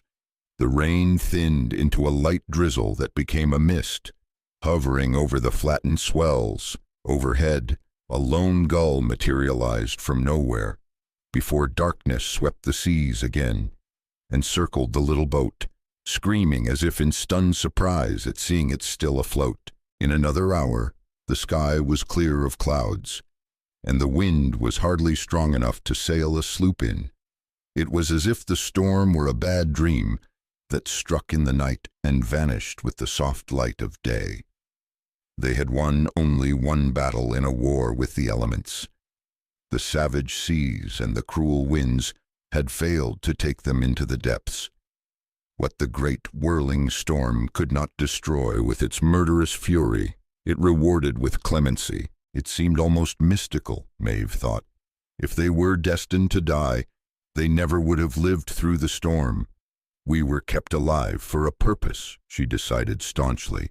No word passed among the fatigued and battered trio huddled in the boat.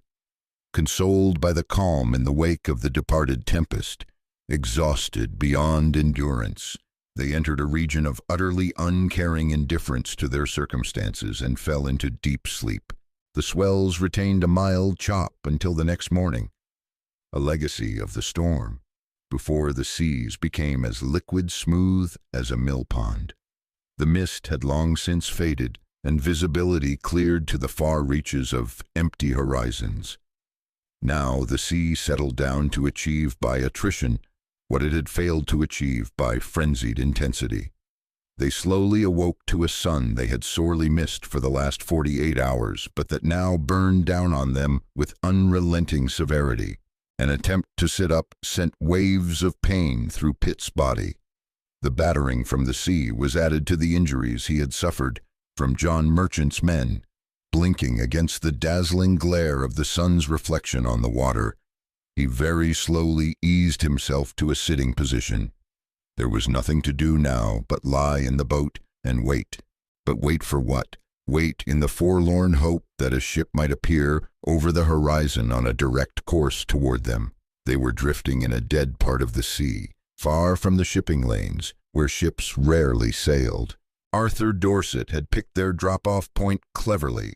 If through some divine miracle they survived the typhoon, then thirst and starvation would take them. Pitt would not let them die, not after what they had been through.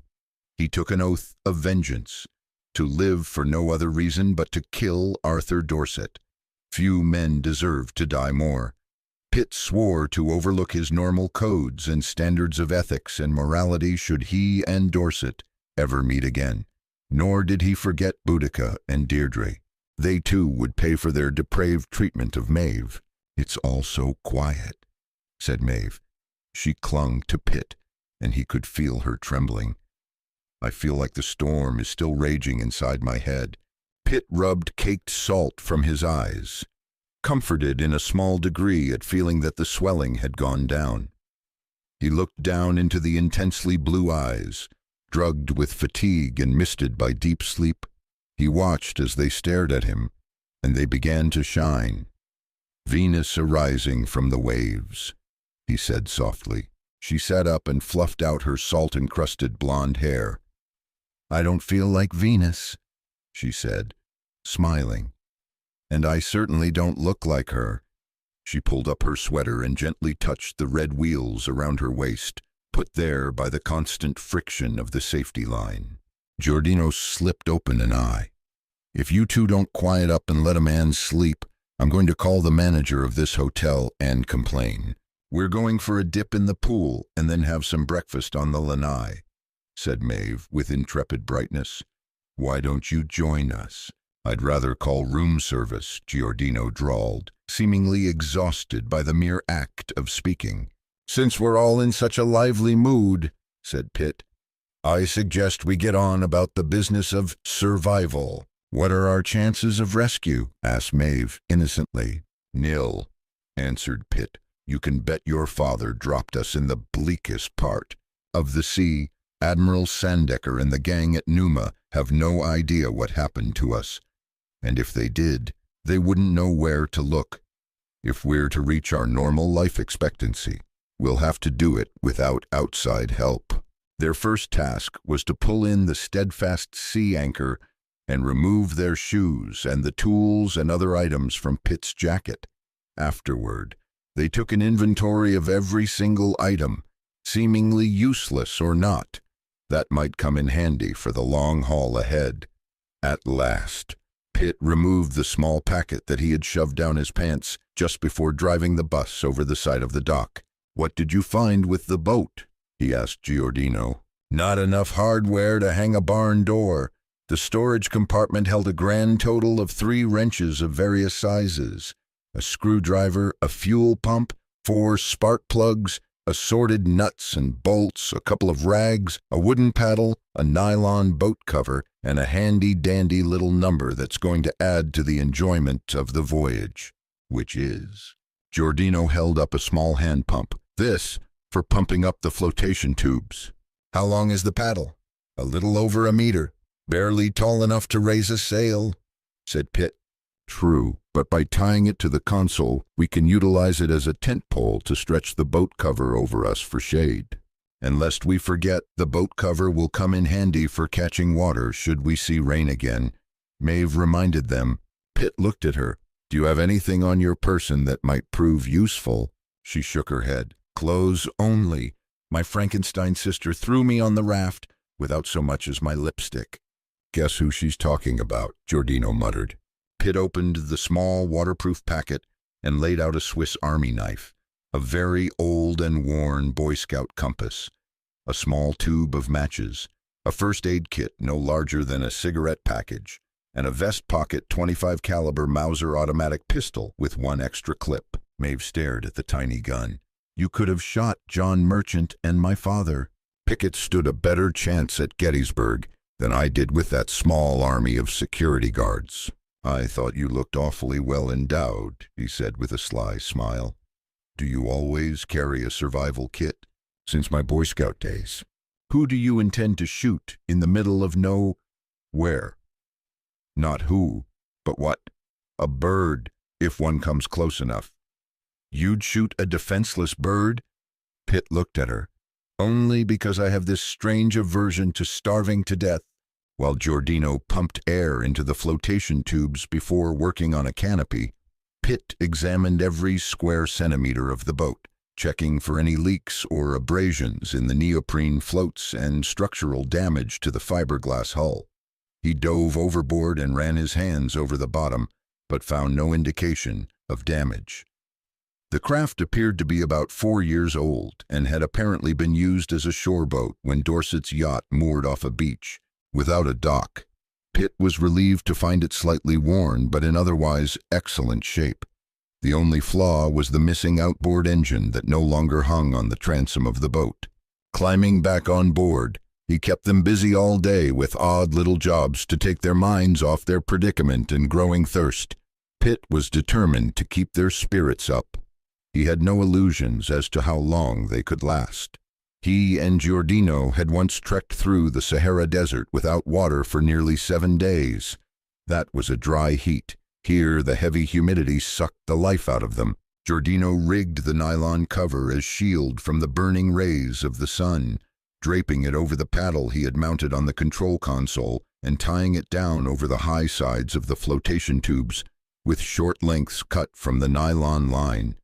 He sloped one edge so that any rainwater it caught would flow and drop into an ice chest Maeve had found under one seat. She cleaned the grime from the long, unused ice chest and did her best to straighten up the interior of the boat to make it livable. Pitt used his time to separate the strands from a section of nylon line and knot them into a fishing line. The only food source within 2,000 kilometers or more was fish. If they didn't catch any, they would starve. He fashioned a hook from the prong of his belt buckle and tied it to the line. The opposite end was attached to the center of one of the wrenches, so he could grip it in both hands. The quandary was how to catch them. There were no earthworms, trout flies, bass plugs, or cheese around here. Pitt leaned over the flotation tubes, cupped his hands around his eyes to shut out the sunlight, and stared into the water. Already, inquisitive guests were congregating under the shadow of the raft. Those who plow through the sea on ships and boats, powered by big engines with roaring exhausts and thrashing propellers, often complain that there is no life to be seen in the open ocean. But for those who float close to the surface of the water, drifting soundlessly, it soon becomes a window opening on the other side on citizens of the deep, who are far more numerous and varied than the animals who roam the solid earth. Schools of herring-like fish, no larger than Pitt's little finger, darted and wiggled under the boat. He recognized pompano, dolphins, not to be confused with the porpoise and their larger cousins, the dorado, with their high foreheads and long fin running down the top of their multicolored iridescent bodies. A couple of large mackerel glided in circles, occasionally striking at one of the smaller fish. There was also a small shark, a hammerhead, one of the strangest inhabitants of the sea, each of his eyes perched on the end of a wing that looked like it was jammed into his head. "What are you going to use as bait?" asked Maeve. "Me," said Pitt. "I'm using myself as a gourmet delight for the little fishies." "Whatever do you mean?" "Watch and learn." Maeve stared in undisguised awe as Pitt took his knife, rolled up a pant leg, and calmly carved off a small piece of flesh from the back of his thigh. Then he embedded it on the improvised hook. It was done so matter-of-factly that Giordino did not notice the act until he saw a few drops of blood on the floor of the boat. "Where's the pleasure in that?" he asked. "You got that screwdriver handy?" Pitt inquired. Giordino held it up. "You want me to operate on you too?" "There's a small shark under the boat," Pitt explained. "I'm going to entice it to the surface. When I grab it, you ram the screwdriver into the top of his head between the eyes. Do it right, and you might stick his pea-sized brain." Maeve wanted no part of this business. "Surely you're not bringing a shark on board?" "Only if we get lucky," Pitt said, tearing off a piece of his t-shirt and wrapping it around the small gouge in his leg to staunch the bleeding. She crawled to the stern of the boat and crouched behind the console, happy to get out of the way. "Mind you don't offer him anything to bite on?" With Giordino kneeling beside him, Pitt slowly lowered the human bait into the water. The mackerel circled it, but he jiggled the line to discourage them. A few of the tiny scavenger fish darted in for a quick nibble, but they quickly left the scene as the shark, sensing the small presence of blood, homed in on the bait. Pitt hauled in on the line every time the shark came close. As Pitt worked the hook and bait slowly toward the boat, Giordino, his upraised arm poised with the screwdriver held dagger fashion, peered into the deep. Then the shark was alongside, ashen gray on the back, fading to white on the belly, his dorsal fin coming out of the sea like a submarine raising its periscope. The screwdriver swung in an arc and struck the tough head of the shark as he rubbed his side against the flotation tubes.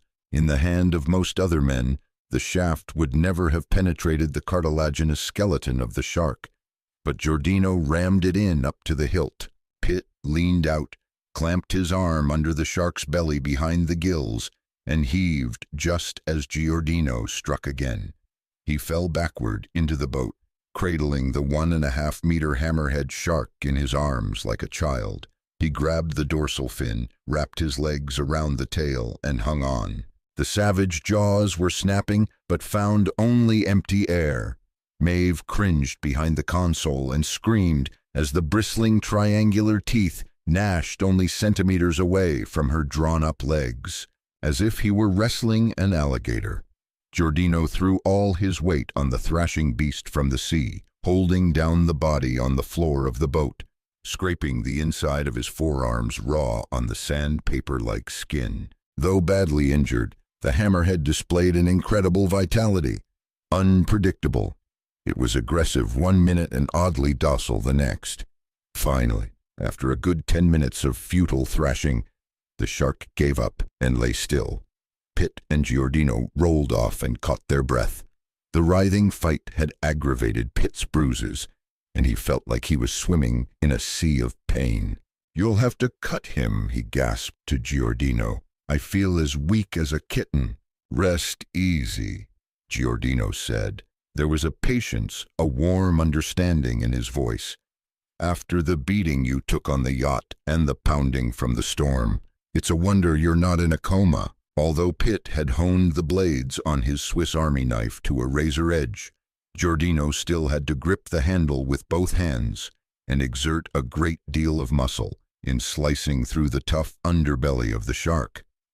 Under Maeve's guidance as a professional marine zoologist, he expertly cut out the liver and made an incision in the stomach, finding a recently eaten dorado and several ring.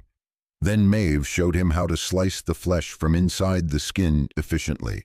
"We should eat the liver now," she advised. "It will begin decaying almost immediately, and it is the most nutritious part of the fish." "What about the rest of the meat?" asked Giordino, swishing the knife and his hands in the water to remove the slime.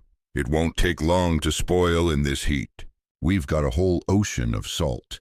Slice the meat into strips, then string it up around the boat. As it dries, we take the salt that has crystallized on the canopy and rub it into the meat to preserve it." "I hated liver when I was a kid," said Giordino, somewhat green around the gills at the thought. "I don't think I'm hungry enough to eat it raw." "Force yourself," said Pitt. "The idea is to keep physically fit while we can. We've proven we can supply our stomachs. Our real problem now is lack of water." Nightfall brought a strange quiet. A half-moon rose and hung over the sea, leaving a silvery path toward the northern horizon. They heard a bird squawking in the star-streaked sky, but couldn't see it. The cold temperatures common to the southern latitudes came with the disappearance of the sun and eased their thirst a little, and their minds turned to other things. The swells beat rhythmically against the boat and lulled Maeve into thoughts of a happier time with her children. Giordino imagined himself back in his condominium in Washington, sitting on a couch, an arm draped around a pretty woman, one hand holding a frosty mug of Coors beer and his feet propped on a coffee table as they watched old movies on television. After resting most of the afternoon, Pitt was wide awake and felt revitalized enough to work out their drift and forecast the weather by observing the shape of the clouds, the height and run of the waves, and the color of the sunset. After dusk, he studied the stars and attempted to calculate the boat's approximate position on the sea, using his old compass while locked in the storage compartment during the voyage from Wellington. He noted that the yacht had maintained a southwest heading of 240 degrees for 20 minutes, short of 30 hours. He recalled John Merchant saying the yacht could cruise at 120 kilometers an hour. Multiplying the speed and time gave him a rough distance traveled of 3,600 kilometers from the time they left Wellington until they were set adrift. This, he estimated, would put them somewhere in the middle of the South Tasman Sea, between the lower shores of Tasmania and New Zealand. The next puzzle to solve was how far were they driven by the storm. This was next to impossible to estimate with even a tiny degree of accuracy. All Pitt knew for certain was that the storm blew out of the northwest. In 48 hours it could have carried them a considerable distance to the southeast, far from any sight of land. He knew from experience on other projects that the currents and the prevailing winds in this part of the Indian Ocean move slightly south of east. If they were drifting somewhere between the 40th and 50th parallels, their drift would carry them into the desolate vastness of the South Pacific, where no ship traveled. The next landfall would be the southern tip of South America, nearly 13,000 kilometers away. He stared up at the Southern Cross, a constellation that was not visible above 30 degrees north latitude, the latitude running across North Africa and the tip of Florida. Described since antiquity, its 5 bright stars had steered mariners and flyers across the immense reaches of the Pacific since the early voyages of the Polynesians. Millions of square miles of loneliness, dotted only by the islands, which were the tips of great mountains that rose unseen from the ocean floor. However, he figured it, no matter how strong their desire to survive, and despite any good luck they might receive, the odds were overwhelming against their ever setting foot on land again. Hiram Yeager swam deep in the blue depths of the sea, the water rushing past in a blur as if he were in a jet aircraft flying through tinted clouds. He swept over the edge of seemingly bottomless chasms, soared through valleys of vast mountain ranges that climbed from the black abyss to the sun-glistened surface. The seascape was eerie and beautiful at the same time. The sensation was the same as flying through the void of deep space. It was Sunday, and he worked alone on the 10th floor of the deserted Numa building. After 9 straight hours of staring steadily at his computer monitor, Yeager leaned back in his chair and rested his tired eyes. He had finally put the finishing touches on a complex program he had created using image synthesis algorithms to show the 3-dimensional propagation of sound waves through the sea. With the unique technology of computer graphics, he had entered a world few had traveled before. The computer-generated drama of high-intensity sound traveling through water had taken Yeager and his entire staff a week to calculate. Using special-purpose hardware and a large database of sound speed variations throughout the Pacific, they had perfected a photorealistic model that traced the sound rays to where convergence zones would occur throughout the Pacific Ocean. The underwater images were displayed in extremely rapid sequence to create the illusion of motion in and around actual 3-dimensional sound speed contour maps that had been accumulated over a 30-year study period from oceanographic data. It was computer imaging taken to its highest art form. He kept an eye on a series of lights beginning with yellow and advancing through the oranges before ending in deep red. As they blinked on in sequence, they told him how close he was coming to the point where the sound rays would converge. A separate digital readout gave him the latitude and longitude. The piece de resistance of his imagery was the dynamic convergence zone display. He could even program the image to raise his viewpoint above the surface of the water and show any ships whose known courses were computed to bisect that particular sector of the ocean at a predictable time. The red light farthest to his right flashed, and he punched in the program to bring the image out of the water, revealing a surface view of the convergence point. He expected to see empty horizons of water, but the image on the viewing screen was hardly what he'd imagined. A mountainous landmass with vegetation filled the screen. He ran through the entire sequence again, beginning from the 4 points around the ocean that represented Dorset Consolidated's island mines. 10, 20, 30 times he reran the entire scenario, tracing the sound rays to their ultimate meeting place. Finally satisfied there was no mistake, Yeager sagged wearily in his chair and shook his head. "Oh my God," he murmured. "Oh my God." Admiral Sandecker had to force himself not to work on Sundays, a hyper-workaholic. He ran 10 kilometers every morning and performed light workouts after lunch to work off excess energy, sleeping but 4 hours a night. He put in long, grueling days that would inflict burnout on most other men. Long divorced, with a daughter living with her husband and 3 children on the other side of the world in Hong Kong, he was far from lonely. Considered a prime catch by the older single women of Washington, he was inundated by invitations to intimate dinners and parties of the social elite. As much as he enjoyed the company of ladies, Numa was his love, his passion. The Marine Science Agency took the place of a family. It was spawned by him and bred into a giant institution, revered and respected around the world. Sundays, he cruised along the shores of the Potomac River in an old Navy double-ender whaleboat he had bought surplus and rebuilt. The arched bow brushed aside the murky brown water as he cut the wheel to dodge a piece of driftwood.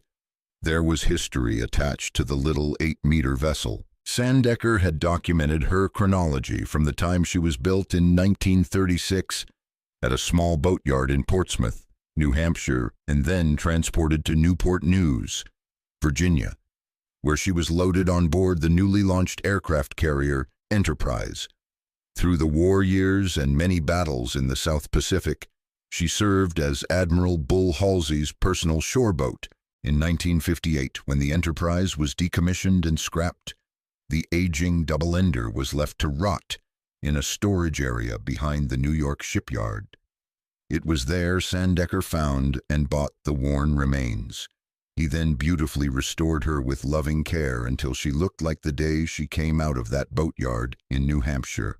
As he listened to the soft chugging from the ancient 4-cylinder Buddha diesel engine, he reflected on events of the past week and contemplated his actions for the week to follow. His most pressing concern was Arthur Dorset's greed-inspired acoustic plague, which was devastating the Pacific Ocean. This problem was closely followed by the unanticipated abduction of Pitt and Giordino and their subsequent disappearance. He was deeply troubled that neither dilemma was blessed with even a clue toward a solution. The members of Congress he had approached had refused his pleas to take drastic measures to stop Arthur Dorset before his guilt was ironclad. In their minds, there simply was not enough evidence to tie him to the mass deaths, reasoning that was fueled by Dorset's highly paid lobbyists. Par for the course, thought a frustrated Sandecker. The bureaucrats never acted until it was too late.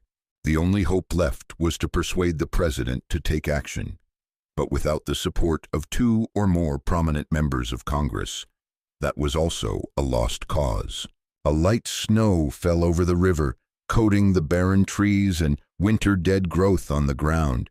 His was the only boat in sight on the water that wintry day. The afternoon sky was ice blue and the air sharp and quite cold. Sandecker turned up the collar of a well-worn navy peacoat, pulled a black stocking cap down over his ears, and swung the whaleboat toward the pier along the Maryland shore where he kept it docked. As he approached from upriver, he saw a figure get out of the warm comfort of a 4-wheel-drive Jeep and walk across the dock. Even at a distance of 500 meters, he easily recognized the strange, hurried gait of Rudy Gunn. Sandecker slipped the whaleboat across the current and slowed the old Buddha diesel to a notch above idle. As he neared the dock, he could see the grim expression on Gunn's bespectacled face. He suppressed a rising chill of dread and dropped the rubber bumpers over the port side of the hull. Then he threw a line to Gunn, who pulled the boat parallel to the dock before tying off the bow and stern to cleats bolted to the gray wood. The admiral removed a boat cover from a locker, and Gunn helped him stretch it over the boat's railings. When they finished and Sandecker stepped onto the dock, neither man had yet spoken. Gunn looked down at the whaleboat. "If you ever want to sell her, I'll be the first in line with a checkbook." Sandecker looked at him and knew Gunn was hurting inside. "You didn't drive out here just to admire the boat." Gunn stepped to the end of the dock and gazed grimly out over the murky river. "The latest report since Dirk and Al were snatched from the Ocean Angler in Wellington is not good. Let's have it. 10 hours after Dorset's yacht vanished off our satellite cameras. The reconnaissance satellites lost them," Sandecker interrupted angrily. "Our military intelligence networks do not exactly consider the Southern Hemisphere a hotbed of hostile activity," Gunn replied acidly.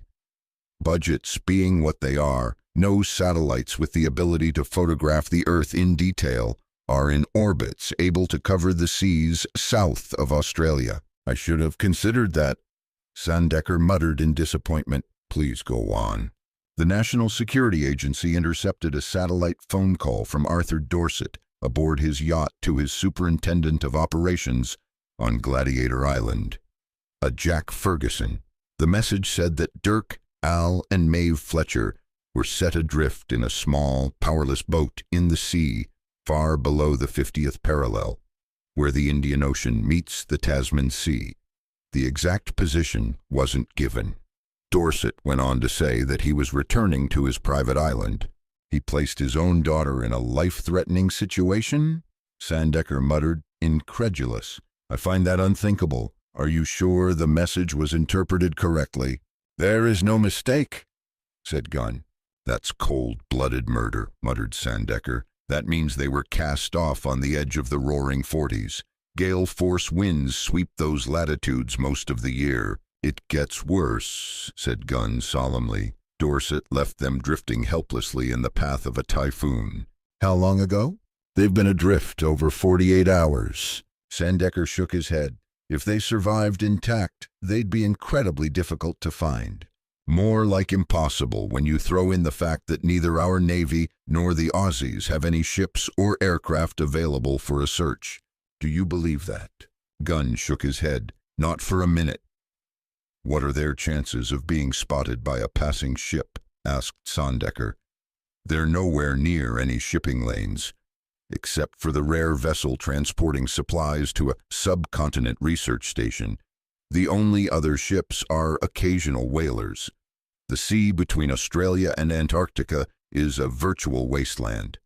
Their odds of being picked up are slim. There was something tired, defeated about Rudy Gunn.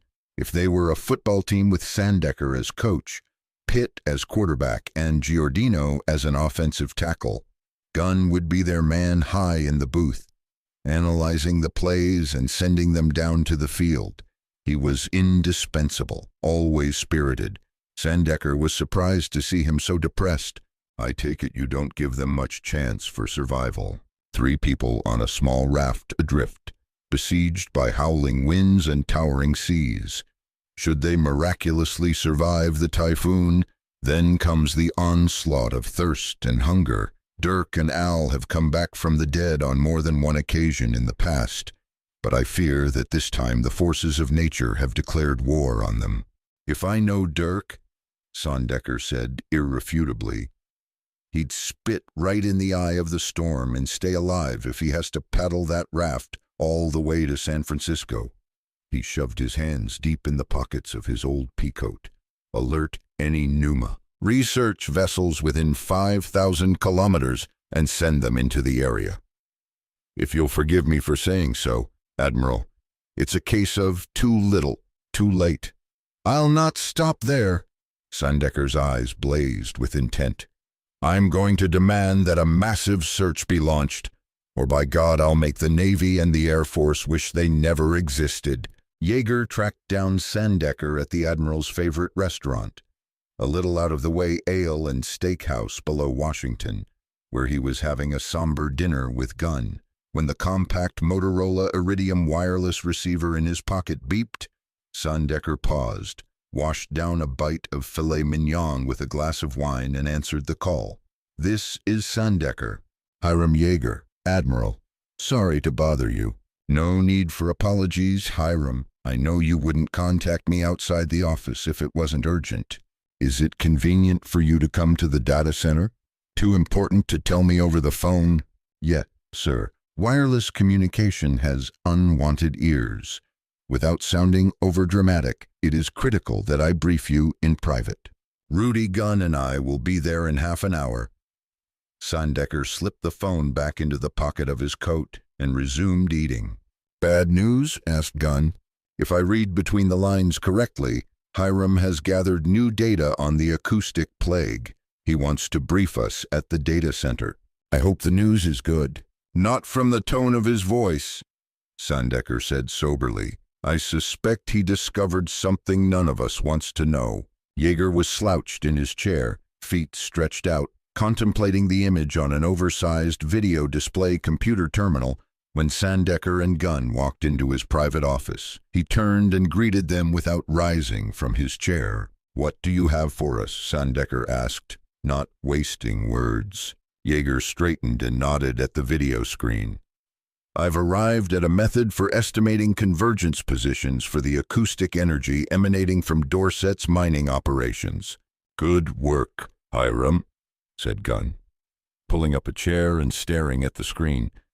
Have you determined where the next convergence will be? Yeager nodded. I have, but first, let me explain the process. He typed in a series of commands and then sat back. The speed of sound through seawater varies with the temperatures of the sea and the hydrostatic pressure at different depths. The deeper you go and the heavier the column of water above, the faster sound travels. There are 100 other variables I could go into, dealing with atmospheric conditions, seasonal differences, convergence zone propagation access, and the formation of sound caustics. But I'll keep it simple and illustrate my findings. The image on the viewing screen displayed a chart of the Pacific Ocean with 4 green lines, beginning at the locations of the Dorset mines and intersecting at Seymour Island in the Antarctic. I began by working backward to the source from the point where the acoustic plague struck, tackling the hardest nut to crack, Seymour Island, because it actually sits around the tip of the Antarctic Peninsula in the Weddell Sea, which is part of the South Atlantic.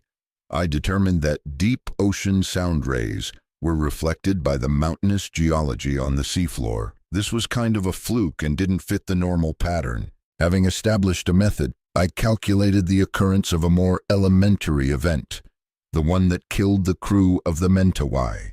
That was off Howland Island, almost dead center in the Pacific Ocean, commented Sandecker. Far simpler to compute than the Seymour convergence, said Yeager as he typed in the data that altered the screen to show 4 blue lines beginning from Kungheat, Gladiator, Easter, and the Komandorski Islands and meeting off Howland Island. Then he added 4 additional lines in red. The intersection of convergent zones that wiped out the Russian fishing fleet northeast of Hawaii, he explained. So where do you fix the next convergence zone intersection? Asked Gunn. If conditions are stable for the next 3 days, the latest death spot should be about here. The lines, this time in yellow, met 900 kilometers south of Easter Island. Not much danger of it striking a passing ship in that part of the ocean, mused Sandecker. Just to be on the safe side, I'll issue a warning for all ships to detour around the area. Gunn moved in closer to the screen. What is your degree of error? Plus or minus 12 kilometers, answered Yeager. And the circumference where death occurs? We're looking at a diameter anywhere from 40 to 90 kilometers, depending on the energy of the sound rays after traveling great distances. The numbers of sea creatures caught in such a large area must be enormous. How far in advance can you predict a convergence zone intersection? Sandecker queried. Ocean conditions are tricky to predict as it is, replied Yeager. I can't guarantee a reasonably accurate projection beyond 30 days into the future. After that, it becomes a crapshoot. Have you calculated any other convergence sites beyond the next one? 17 days from now. Yeager glanced at a large calendar with a picture of a lovely girl in a tight skirt sitting at a computer. February 22nd. That soon. Yeager looked at the Admiral, a polar cold expression on his face. I was saving the worst till last. His fingers played over the keyboard. Gentlemen, I give you February 22nd and a catastrophe of staggering magnitude. They were not prepared for what flashed on the screen. What Sandecker and Gunn saw on the video screen was an unthinkable event they had no control over, an encircling web of disaster that they could see no way to stop. They stared in sick fascination at the 4 purple lines that met and crossed on the screen. There can be no mistake? Asked Gunn. I've run my calculations over 30 times, said Yeager wearily, trying to find a flaw, an error, a variable that will prove me wrong. No matter how I shake and bake it, the result always comes out the same. God, no, whispered Sandecker. Not there, not of all places in the middle of a vast and empty ocean. unless some unpredictable upheaval of nature alters the sea and atmosphere," said Jaeger quietly. "The convergence zones will intersect approximately 15 kilometers off the city of Honolulu. This president, unlike his predecessor, made decisions quickly and firmly without vacillating. He refused to take part in advisory meetings that took forever and accomplished little or nothing, and he particularly disliked aides running around lamenting or cheering the latest presidential polls. Conferences to build defenses against criticism from the media or the public failed to shake him. He was set on accomplishing as much as possible in 4 years. If he failed, then no amount of rhetoric, no sugar-coated excuses or casting the blame on the opposing party would win him another election.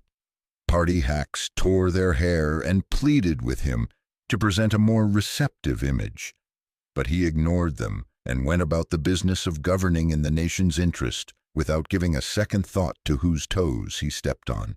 Sandecker's request to see the president hadn't impressed White House Chief of Staff Wilbur Hutton. He was quite impervious to such requests from anyone who wasn't one of the party leaders of Congress or the vice president. Even members of the president's own cabinet had difficulty in arranging a face-to-face meeting. Hutton pursued his job as executive office gatekeeper overzealously. Hutton was not a man who was easily intimidated. He was as big and beefy as a Saturday night arena wrestler. He kept his thinning blonde hair carefully trimmed in a crew cut. With a head and face like an egg dyed red, he stared from limpid smoke-blue eyes that were always fixed ahead and never darted from side to side. A graduate of Arizona State with a doctorate in economics from Stanford, he was known to be quite testy and abrupt with anyone who bragged of coming from an Ivy League school. Unlike many White House aides, he held members of the Pentagon in great respect, having enlisted and served as an infantryman in the Army, and with an enviable record of heroism during the Gulf War. He had a fondness for the military. Generals and admirals consistently received more courteous recognition than dark-suited politicians. "Jim, it's always good to see you." He greeted Sandecker warmly, despite the fact that the admiral showed up unannounced. "Your request to see the president sounded urgent, but I'm afraid he has a full schedule. You needn't have made a special trip for nothing." Sandecker smiled, then turned serious. "My mission is too delicate to explain over the phone. There is no time to go through channels. The fewer people who know about the danger, the better." Hutton motioned Sandecker to a chair as he walked over and closed the door to his office. "Forgive me for sounding cold and heartless, but I hear that story with frequent regularity. Here's one you haven't heard. 16 days from now, every man, woman, and child in the city of Honolulu and on most of the island of Oahu will be dead." Sandecker felt Hutton's eyes delving into the back of his head. "Oh, come now, Jim, what is this all about? My scientists and data analysts at NUMA have cracked the mystery behind the menace that's killing people and devastating the sea life in the Pacific Ocean." Sandecker opened his briefcase and laid a folder on Hutton's desk. "Here is a report on our findings. We call it the acoustic plague because the deaths are caused by high-intensity sound rays that are concentrated by refraction. This extraordinary energy then propagates through the sea until it converges and surfaces, killing anyone and anything within a radius up to 90 kilometers. Hutton said nothing for a few moments, wondering for a brief instant if the admiral had slipped off the deep end, but only for an instant. He had known Sandecker too long not to take him as a serious, no-nonsense man dedicated to his job. He opened the cover of the report and scanned the contents while the admiral sat patiently. At last he looked up. "Your people are sure of this?" "Absolutely," Sandecker said flatly. "There is always the possibility of a mistake." "No mistake," Sandecker said firmly. "My only concession is a less than 5% chance the convergence could take place a safe distance away from the island. I hear through the congressional grapevine that you've approached Senators Raymond and Wybara on this matter, but were unable to get their backing for a military strike against Dorset Consolidated Property. I failed to convince them of the seriousness of the situation, and now you've come to the president. I'll go to God if I can save 2 million lives." Hutton stared at Sandecker, head tilted to the side, his eyes dubious. He tapped a pencil on his desktop for a few moments, then nodded and stood, convinced that the admiral could not be ignored. "Wait right here," he commanded. He stepped through a doorway that led to the Oval Office and disappeared for a solid 10 minutes. When he reappeared, Hutton motioned Sandecker inside. "This way, Jim. The president will see you." Sandecker looked at Hutton. "Thank you, Will. I owe you one." As the admiral entered the Oval Office, the president graciously came from around President Roosevelt's old desk and shook his hand. "Admiral Sandecker, this is a pleasure. I'm grateful for your time, Mr. President. Will says this is an urgent matter concerning the cause of all those deaths on the Polar Queen, and many more." "Tell the president what you told me," said Hutton, handing the report on the acoustic plague to the president to read while the admiral explained the threat. Sandecker presented his case with every gun blazing. He was forceful and vibrant. He believed passionately in his people at Numa, their judgments and conclusions. He paused for emphasis, then wound up by requesting military force to stop Arthur Dorset's mining operations. The president listened intently until Sandecker finished, then continued reading in silence for a few more minutes before looking up. "You realize, of course, Admiral, that I cannot arbitrarily destroy personal property on foreign soil, not to mention the taking of innocent lives," Hutton added. "If we can stop the operations of only one of the Dorset Consolidated mines," said Sandecker, "and prevent the acoustic energy from traveling from its source, we could weaken the convergence enough to save nearly 2 million men, women and children who live in and around Honolulu from an agonizing death. You must admit, Admiral, acoustic energy is not a threat the government is prepared to guard against. This is completely new to me. I'll need time for my advisors on the National Science Board to investigate Numa's findings. The convergence will occur in 16 days, said Sandecker darkly. I'll be back to you in 4, the president assured him. That still leaves us plenty of time to carry out a plan of action, said Hutton. The president reached out his hand. Thank you for bringing this matter to my attention, Admiral, he said in official jargon. I promise to give your report my fullest attention. Thank you, Mr. President, said Sandecker. I couldn't ask for more. As Hutton showed him out of the Oval Office, he said, Don't worry, Jim. I'll personally shepherd your warning through the proper channels. Sandecker fixed him with a blistering glare. Just make damn sure the president doesn't let it fall through the cracks, or there won't be anyone left in Honolulu to vote for him. 4 days without water, the sun's unrelenting heat and the constant humidity sucked the perspiration from their bodies. Pitt would not let them dwell on the empty vastness that could depress all physical energy and creative thought. The monotonous lapping of the waves against the boat nearly drove them mad until they became immune to it. Ingenuity was the key to survival.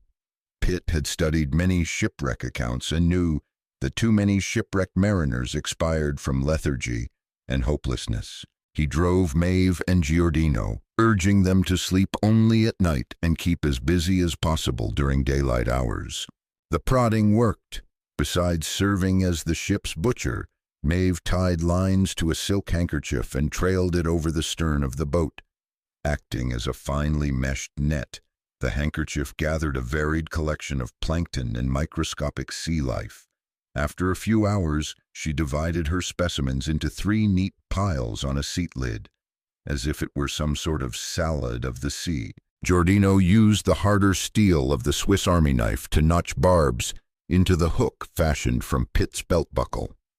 He took over the fishing duties, while Maeve put her knowledge of biology and zoology to work, expertly cleaning and dissecting the day's catch. Most shipwrecked sailors would have simply lowered the hook into the sea and waited. Giordino skipped preliminary fish seduction after baiting the hook with the choicer, more appetizing, to fish at any rate, morsels from the shark's entrails. He began casting the line as if he were a cowboy roping a calf, slowly reeling it in over his elbow and the valley between his thumb and forefinger, jiggling it every meter to give life to the bait.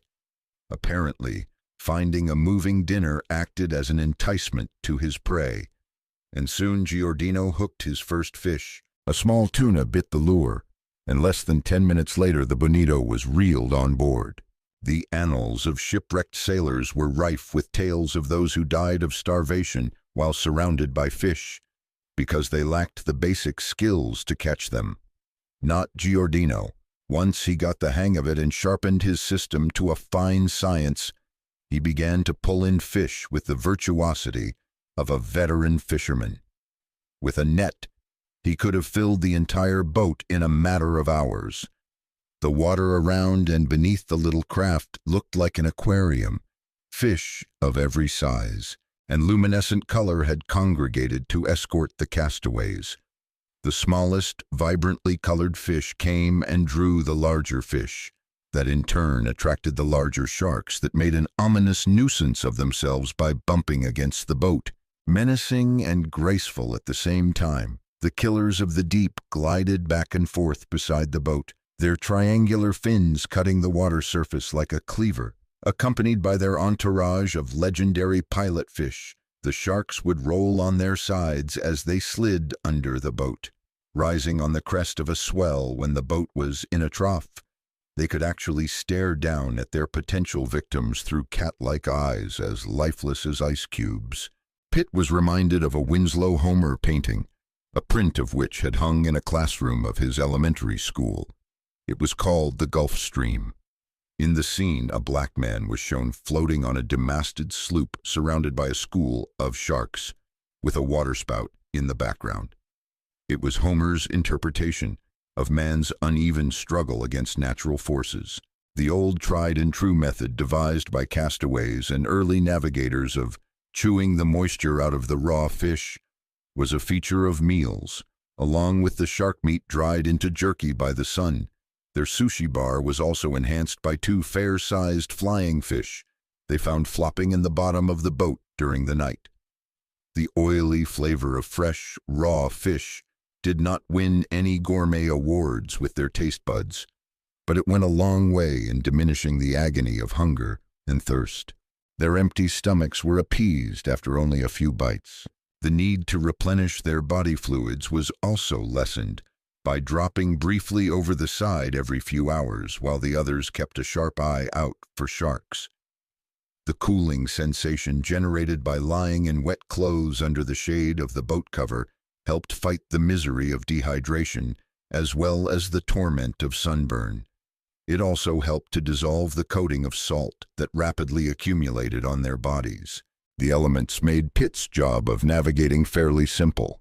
The westerly winds out of the roaring 40s were carrying them east.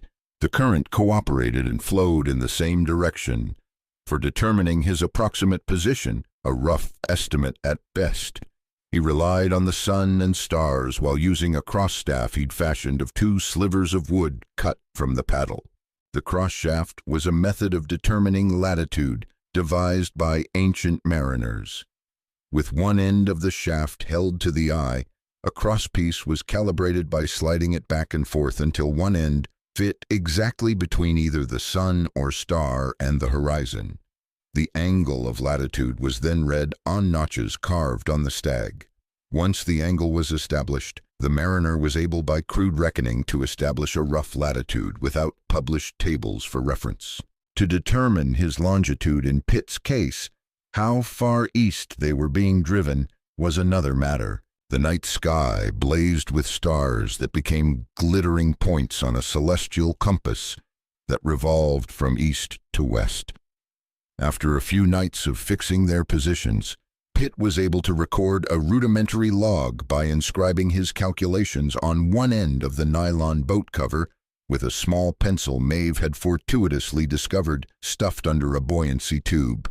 His primary obstacle was that he was not as familiar with the stars and constellations this far south as he was with the ones found north of the equator, and he had to grope his way. The light boat was sensitive to the wind's touch and often swept over the water as if it were under sail.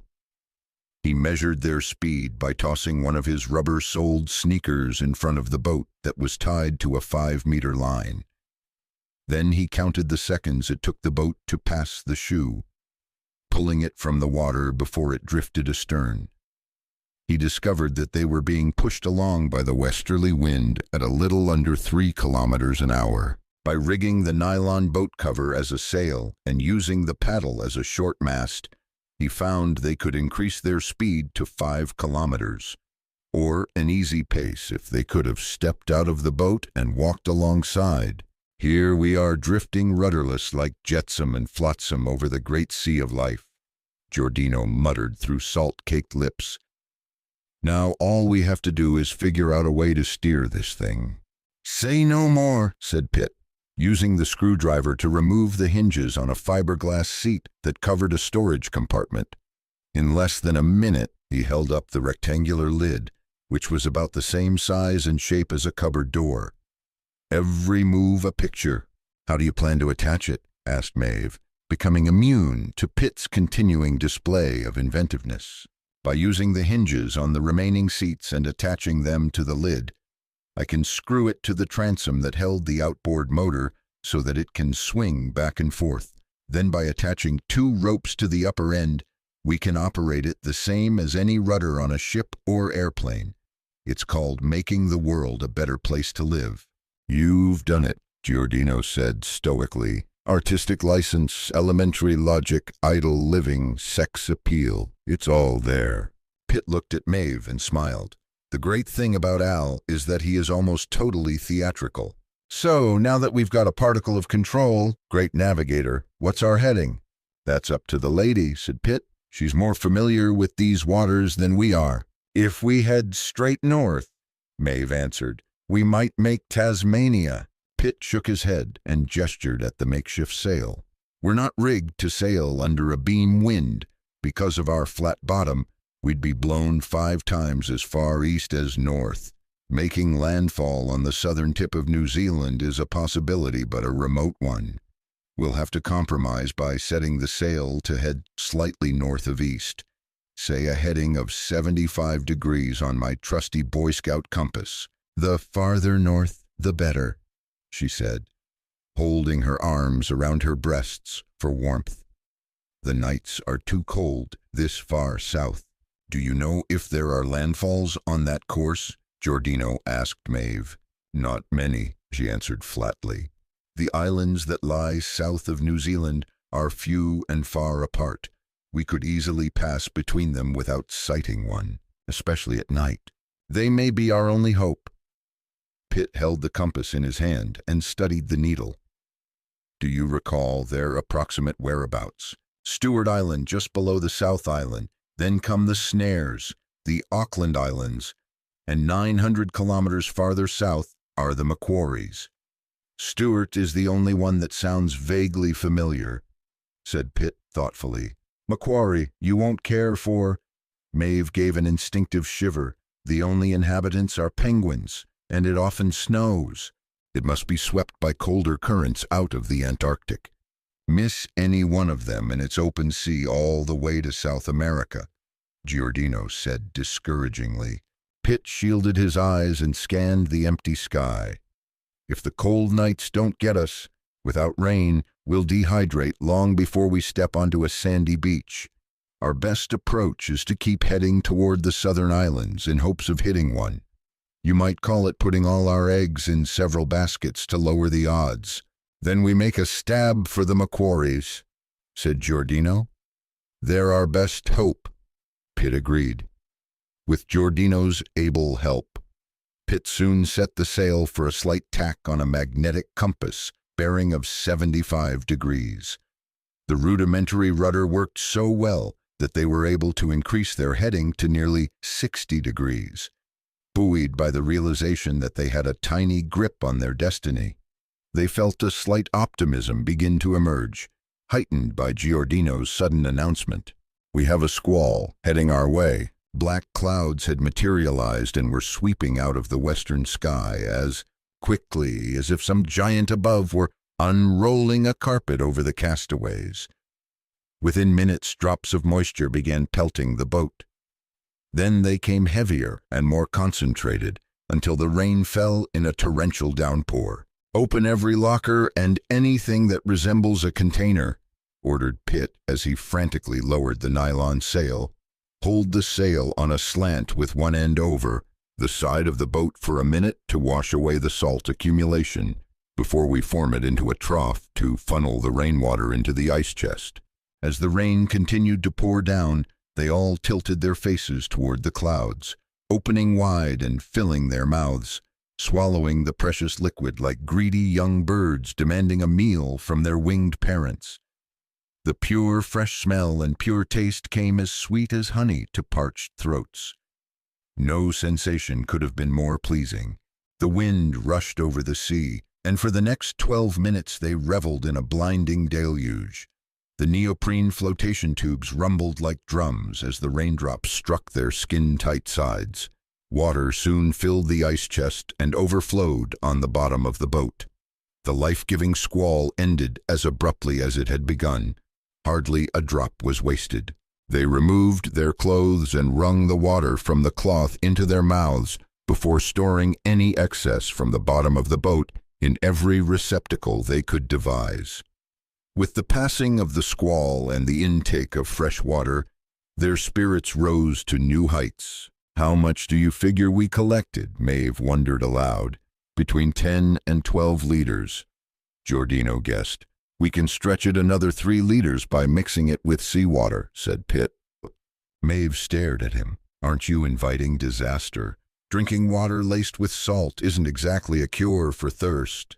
On hot, sultry days in the tropics, humans have a tendency to pour a stream of water down their throats until it comes out their ears and still feel thirsty. The body takes in more liquid than it needs. What your system really needs after sweating a river is salt. Your tongue may retain the unwanted taste of seawater, but trust me, adding it to fresh water will quench your thirst without making you sick." After a meal of raw fish and a replacement of their body liquids, they felt almost human again. Maeve found a small amount of grease where the engine controls once attached under the console and mixed it with oil she had squeezed from the caught fish to make a sunburn lotion.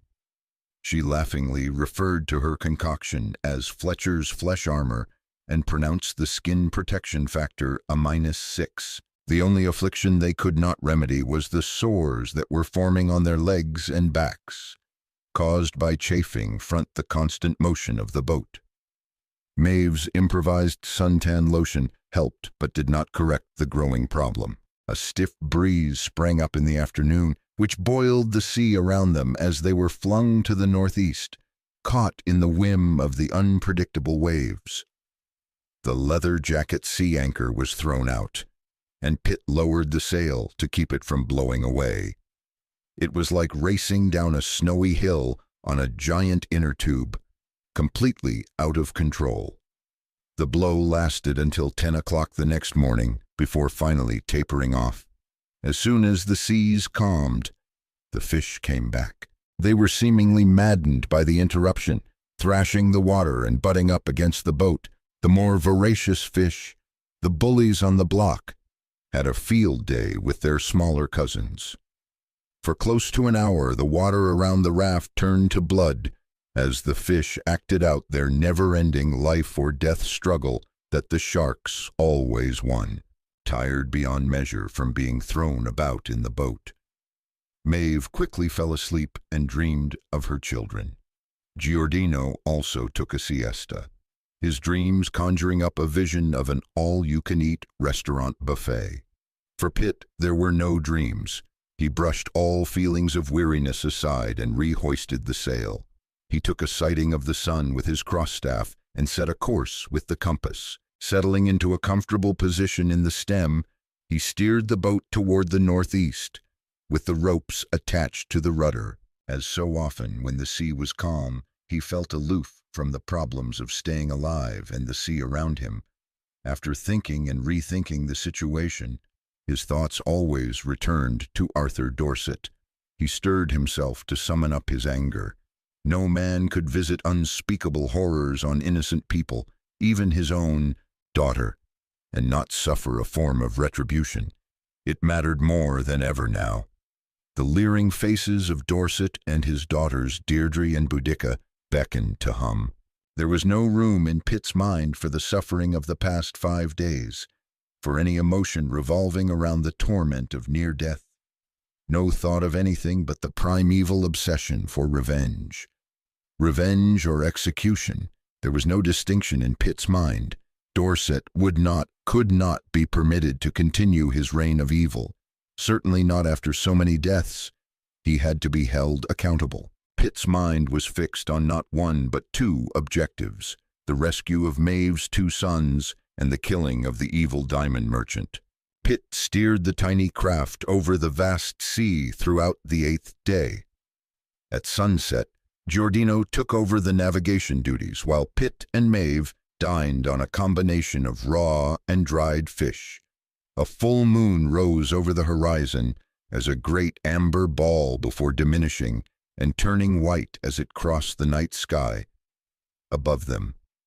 After several swallows of water to wash down the taste of fish, Maeve sat nestled in Pitt's arms and stared at the silver shaft in the sea that led to the moon. She murmured the words from Moon River.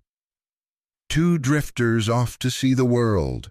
She paused, looked up into Pitt's strong face, and studied the hard line of his jaw, the dark and heavy brows and the green eyes that glinted whenever the light struck them right. He had a welt-shaped nose for a man, but it showed evidence of having been broken on more than one occasion. The lines around his eyes and the slight curl of the lips gave him the appearance of someone who was humorous and always smiling, a man a woman could be comfortable with, who posed no threat. There was a strange blend of hardness and sensitivity that she found incredibly appealing. She sat quietly, mesmerized by him, until he looked down suddenly. Seeing the expression of fascination on her face, she made no movement to turn away. "You're not an ordinary man," she said, without knowing why. He stared quizzically. "What makes you say that?" "The things you say, the things you do. I've never known anybody who was so in tune with life." He grinned, his pleasure apparent. "Those are words I've never heard from a woman." "You must have known many," she asked, with girlish curiosity. "Many women?" "Not really. I always wanted to be a lecher like AI here, but seldom found the time." "Married?" "No, never." "Come close?" "Maybe once." "What happened?" "She was killed." Maeve could see that Pitt had never quite bridged the chasm separating sorrow and bittersweet memory. She regretted asking the question and felt embarrassed. She was instinctively drawn to him and wanted to burrow into his mind. She guessed that he was the kind of man who longed for something deeper than a casual physical relationship. And she knew that insincere flirting held no attraction for him. "Her name was Summer," he continued quietly. "It was a long time ago." "I'm sorry," said Maeve softly. Her eyes were gray and her hair red, but she looked much like you. "I'm flattered." He was about to ask her about her boys, but stopped himself, realizing it would spoil the intimacy of the moment. 2 people alone. Well, almost alone, in a world of moon, stars, and a black restless sea, devoid of humans and solid ground. Thousands of kilometers of fluid nothingness surrounded them. It was all too easy to forget where they were and imagine themselves sailing across the bay of some tropical island. "You also bear an incredible resemblance to your great-great-great-grandmother," he said. She raised her head and gazed at him. "How could you possibly know I look like her?" "The painting on the yacht of Betsy Fletcher." "I must tell you about Betsy sometime," said Maeve, curling up in his arms like a cat. "No need," he said, smiling. "I feel I know her almost as well as you. A very heroic woman, arrested and sent to the penal colony at Botany Bay. Survivor of the raft of the Gladiator. She helped save the lives of Captain Bully Skaggs and Jess Dorset, a convicted highwayman who became her husband and your great-great-great-grandfather, after landing on what became known as Gladiator Island. Betsy discovered one of the world's largest diamond mines and founded a dynasty. Back in my hangar I have an entire dossier on the Dorsets, beginning with Betsy and Jess, and continuing through their descendants down to you and your reptilian sisters." She sat up again, a sudden anger in her snapping blue eyes. "You had me investigated. You rat, probably by your CIA." Pitt shook his head. "Not you so much as the chronicles of the Dorset family of diamond merchants.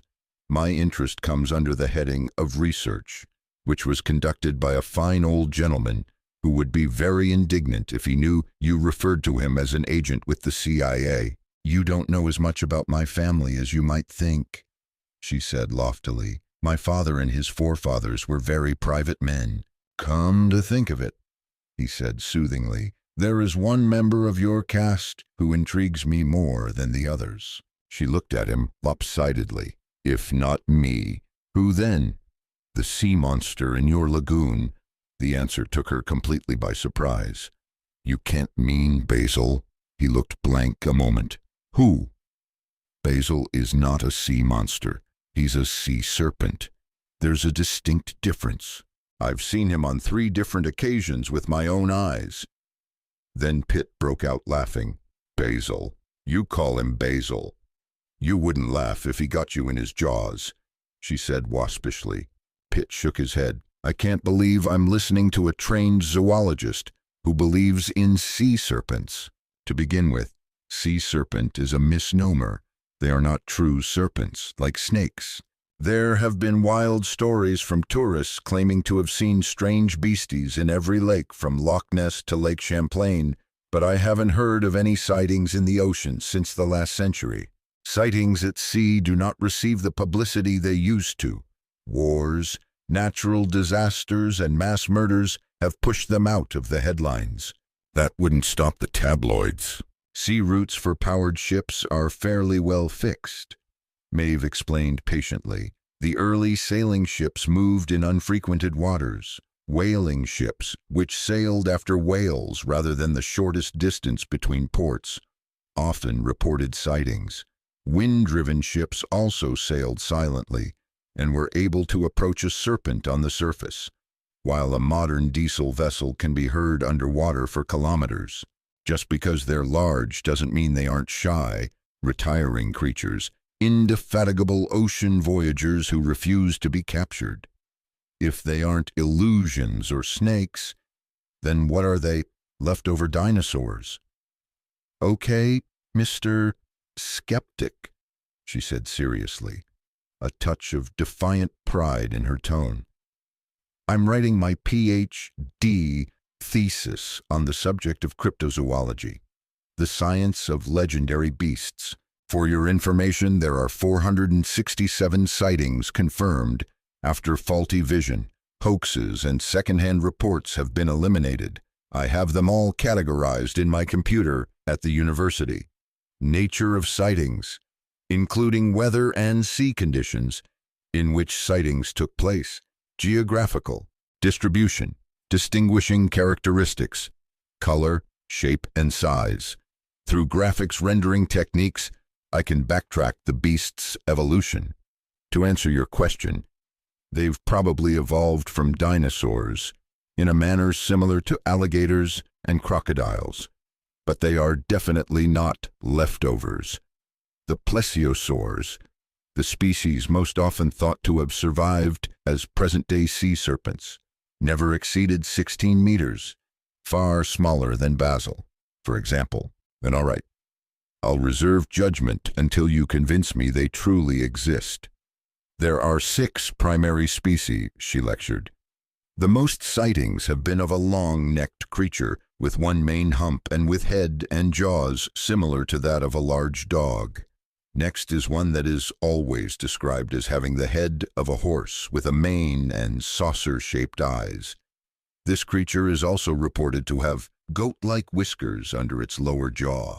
Goat whiskers, Pitt repeated cynically. Then there is the variety with a true serpentine body like that of an eel. Another has the appearance of a giant sea otter, while yet another is known for its row of huge, triangular fins. The kind most often pictured has many dorsal humps, an egg-shaped head, and big dog-like muzzle. This serpent is almost always reported as being black on top and white on the bottom. Some have seal or turtle-like flippers or fins. Some do not. Some grow enormously long tails, others a short stub. Many are described as having fur. Most others are silky smooth. The colors vary from yellow-gray to brown to black. Almost all witnesses agree that the lower part of the bodies is white. Unlike most true sea and land snakes, which propel themselves by wiggling side to side, the serpent moves by making vertical undulations. It appears to dine on fish, only shows itself in calm weather, and has been observed in every sea except the waters around the Arctic and Antarctic. "How do you know all these sightings were not misinterpreted?" asked Pitt. "They could have been basking sharks, clumps of seaweed, porpoises swimming in single file, or even a giant squid." "In most cases there was more than one observer," retorted Maeve. "Many of the viewers were sea captains of great integrity. Captain Arthur Rostron was one. I know the name. He was captain of the Carpathia, the ship that picked up the Titanic survivors. He witnessed a creature that appeared in great distress, as if it were injured. Witnesses may be completely honest, but mistaken," Pitt insisted. "Until a serpent or a piece of one is handed over to scientists to dissect and study, there is no proof. Why can't reptiles 20 to 50 meters in length, with snake-like features, still live in the seas, as they did during the Mesozoic era? The sea is not a crystal windowpane. We cannot see into its depths and scan far horizons as on land. Who knows how many giant species, still unknown to science, roam the seas?" "I'm almost afraid to ask," Pitt said, his eyes smiling. "What category does Basil fall into?" "I've classified Basil as a mega-eel. He has a cylindrical body 30 meters long, ending in a tail with a point. His head is slightly blunt like the common eels, but with a wide canine mouth filled with sharp teeth. He is bluish with a white belly, and his jet-black eyes are as large as a serving dish. He undulates in the horizontal like other eels and snakes. Twice I saw him raise the front part of his body a good 10 meters out of the water before falling back with a great splash." "When did you first see him?" "When I was about 10, Maeve answered. "Deirdre and I were sailing about the lagoon in a little cutter our mother had given us, when suddenly I had this strange sensation of being watched. A cold shiver shot up my spine. Deirdre acted as if nothing was happening. I slowly turned around. There, about 20 meters behind our stern, was a head and neck rising about 3 meters out of the water. The thing had 2 glistening black eyes that were staring at us. How thick was the neck? A good 2 meters in diameter, as big as a wine vat, as Father often described it. He saw it too. The whole family observed Basil on any number of occasions, but usually when someone was about to die. Go on with your description." "The beast looked like a dragon out of a child's nightmare. I was petrified and couldn't say a word or scream, while Deirdre kept staring over the bow. Her attention was focused on telling me when to tack so we wouldn't run onto the outer reef." "Did it make a move toward you?" Pitt asked. "No, it just stared at us and made no attempt to molest the boat as we sailed away from it. Deirdre never saw it. Not at that time, but she later sighted it on 2 different occasions." "How did your father react when you told him what you had seen?" "He laughed and said, 'So you finally met Basil. You said the serpent made itself known when there was a death, a family fable with some kernel of truth. Basil was seen in the lagoon by the crew of a visiting whaler when Betsy Fletcher was buried, and later when my great-aunt Mildred and my mother died, both in violent circumstances. Coincidence or fate? Maeve shrugged. Who can say? The only thing one can be sure of is that my father murdered my mother, like grandfather Henry supposedly killed his sister Mildred. She gave him a strange look. You know about that too. Public knowledge. She stared over the black sea to where it met the stars, the bright moon illuminating her eyes, which seemed to grow darker and sadder. The last 3 generations of Dorsets haven't exactly set virtuous standards. Your mother's name was Irene. Maeve nodded silently. How did she die? Pitt asked gently. She would have eventually died, broken-hearted from the abuse heaped upon her by the man she desperately loved. But while walking along the cliffs with my father, she slipped and fell to her death in the surf below. An expression of hatred became etched on her delicate face. He pushed her, she said coldly. My father pushed her to her death as sure as there are stars in the universe. Pitt held her tightly and felt her shudder. Tell me about your sisters, he said, changing the subject. The look of hatred faded, and her features became delicate again. Not much to tell. I was never very close to either of them. Deirdre was the sneaky one. If I had something she wanted, she simply stole it and pretended it was hers all along. Of the 3, Deirdre was Daddy's little girl. He lavished most of his affection on her, I guess because they were kindred spirits. Deirdre lives in a fantasy world created by her own deceit. She can't tell the truth even when there is no reason to lie. Has she ever married? Once, to a professional soccer player who thought he was going to live out his life as a member of the jet set with his own set of toys. Unfortunately for him, when he wanted a divorce and demanded a settlement that equaled Australia's national budget, he conveniently fell off one of the family yachts. His body was never found. It doesn't pay to accept invitations to go sailing with the Dorsets, Pitt said caustically. I'm afraid to think about all the people Father has eliminated, who stood in his way in fact or in his imagination. And Boudica? I never really knew her, she said distantly. Boudica is 11 years older than me. Soon after I was born, Daddy enrolled her in an exclusive boarding school, or so I was always told. It sounds odd to say my sister was a total stranger to me. I was nearly 10 years old when I met her for the first time. All I really know about her is that she has a passion for handsome young men. Daddy isn't pleased, but he does little to stop her from sleeping around. She's one strong lady. I saw her manhandle Daddy once when he was striking our mother during a drunken rampage. Odd that they all have such a murderous dislike for the only member of the family who is loving and decent. When I escaped the island, where my sisters and I were kept virtual prisoners after Mother died, Daddy could not accept my independence. My earning my own way through university without tapping the Dorset fortune angered him. Then, when I was living with a young man and became pregnant, instead of opting for an abortion, I decided to go the whole 9 months after the doctor told me I was having twins. I refused to marry the boy, so Daddy and my sisters severed all my ties to the Dorset Empire. It all sounds so mad, and I can't explain.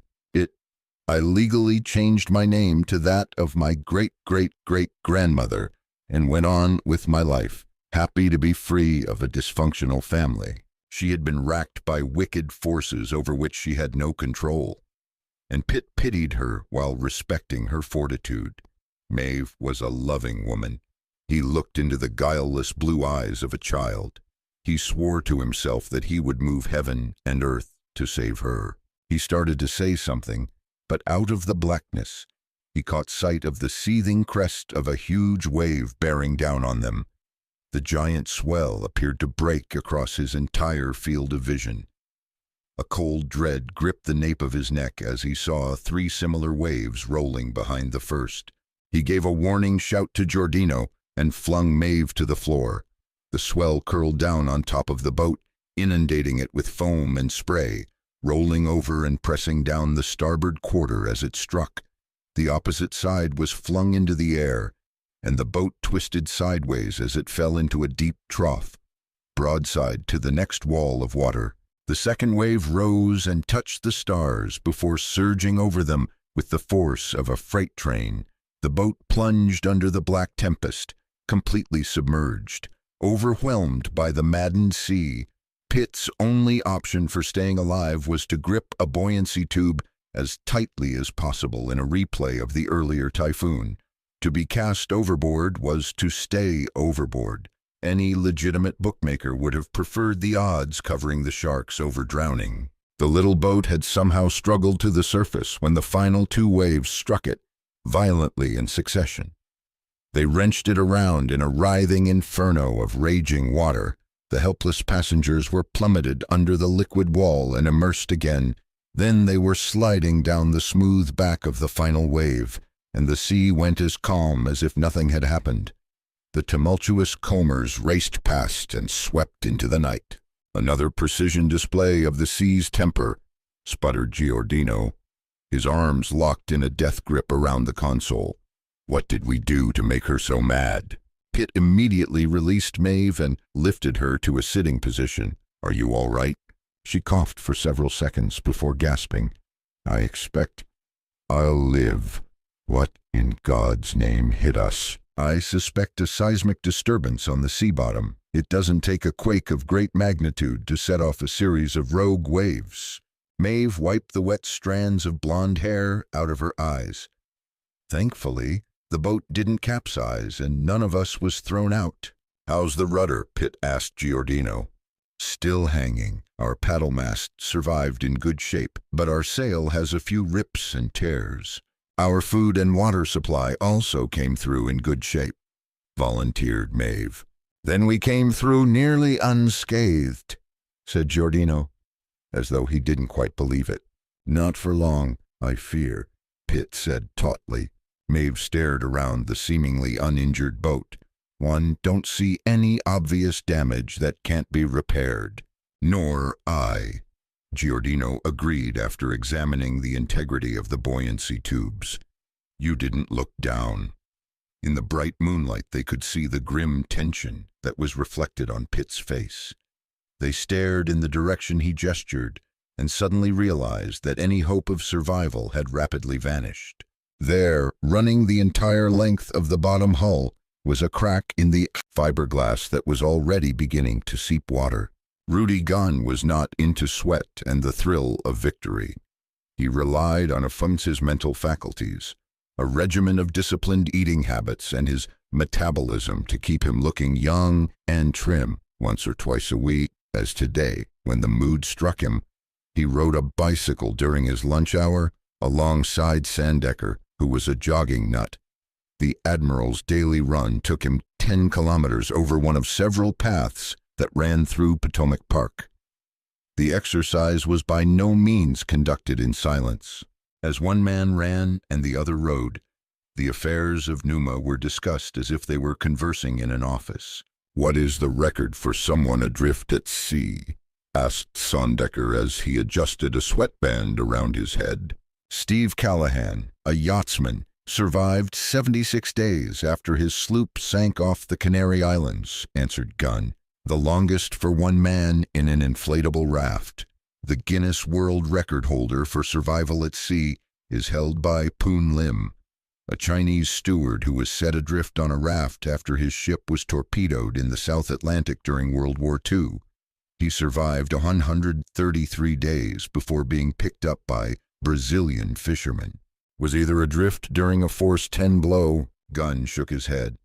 "Neither Callahan nor Poon Lim was hit with a storm near the intensity of the typhoon that swept over Dirk, Al, and Miss Fletcher. Going on 2 weeks since Dorset abandoned them," said Sandecker between breaths. "If they outlasted the storm, they must be suffering badly from thirst and exposure to the elements." "Pitt is a man of infinite resourcefulness," said Gunn indisputably. Together with Giordino, I wouldn't be surprised if they washed up on a beach in Tahiti and are relaxing in a grass shack. Sandecker stepped to the side of the path to allow a woman pushing a small child in a three-wheeled carrier to jog past in the other direction. After he resumed running, he murmured, "Dirk always used to say, the sea does not give up its secrets easily. Things might have been resolved if Australian and New Zealand search and rescue forces could have joined Numa's efforts. Arthur Dorset has a long reach," Sandecker said, irate. "I received so many excuses as to why they were busy on other rescue missions, I could have papered a wall with them. There's no denying the man wields incredible power." Gunn stopped pedaling and paused beside the Admiral. "Dorset's bribe money reaches deep into the pockets of friends in the United States Congress and the parliaments of Europe and Japan. Astounding. The famous people who work for him." Sandecker's face turned crimson, not from exertion but from hopelessness. He could not restrain his anger and resentment. He came to a stop, leaned down and gripped his knees, staring at the ground. "I'd close down Numa in a minute for the chance to get my hands around Arthur Dorset's neck." "I'm sure you're not alone," said Gunn. "There must be thousands who dislike, distrust, and even hate him, and yet they never betray him. Small wonder, if he doesn't arrange fatal accidents for those who stand in his way, he buys them off by filling their Swiss bank safety deposit boxes with diamonds. A powerful persuader, diamonds. He'll never influence the president with them. No, but the president can be misled by bad advice. Surely not when the lives of over 1 million people are at stake." "No word yet?" asked Gunn. "The president said he'd be back to you in 4 days. It's been 6. The urgency of the situation wasn't lost on him. Both men turned at the honk of a horn from a car with Numa markings. The driver pulled to a stop in the street opposite the jogging path. He leaned out the passenger's window and shouted, "I have a call from the White House for you, Admiral." Sandecker turned to Gunn and smiled thinly. "The president must have big ears." As the Admiral stepped over to the car, the driver handed him a portable phone. "Wilbur Hutton on a safe line, sir." "Will?" "Hello, Jim. I'm afraid I have discouraging news for you." Sandecker tensed. "Please explain." "After due consideration, the president has postponed any action regarding your acoustic plague." "But why?" Sandecker gasped. "Doesn't he realize the consequences of no action at all? Experts on the National Science Board did not go along with your theory. They were swayed by the autopsy reports from Australian pathologists at their Centre for Disease Control in Melbourne. The hussies conclusively proved that the deaths on board the cruise ship were caused by a rare form of bacterium similar to the one causing Legionnaire's disease." "That's impossible," Sandecker snapped. "I only know what I was told," Hutton admitted. "The hussies suspect that contaminated water in the ship's heating system, humidifiers, was responsible. I don't care what the pathologists say.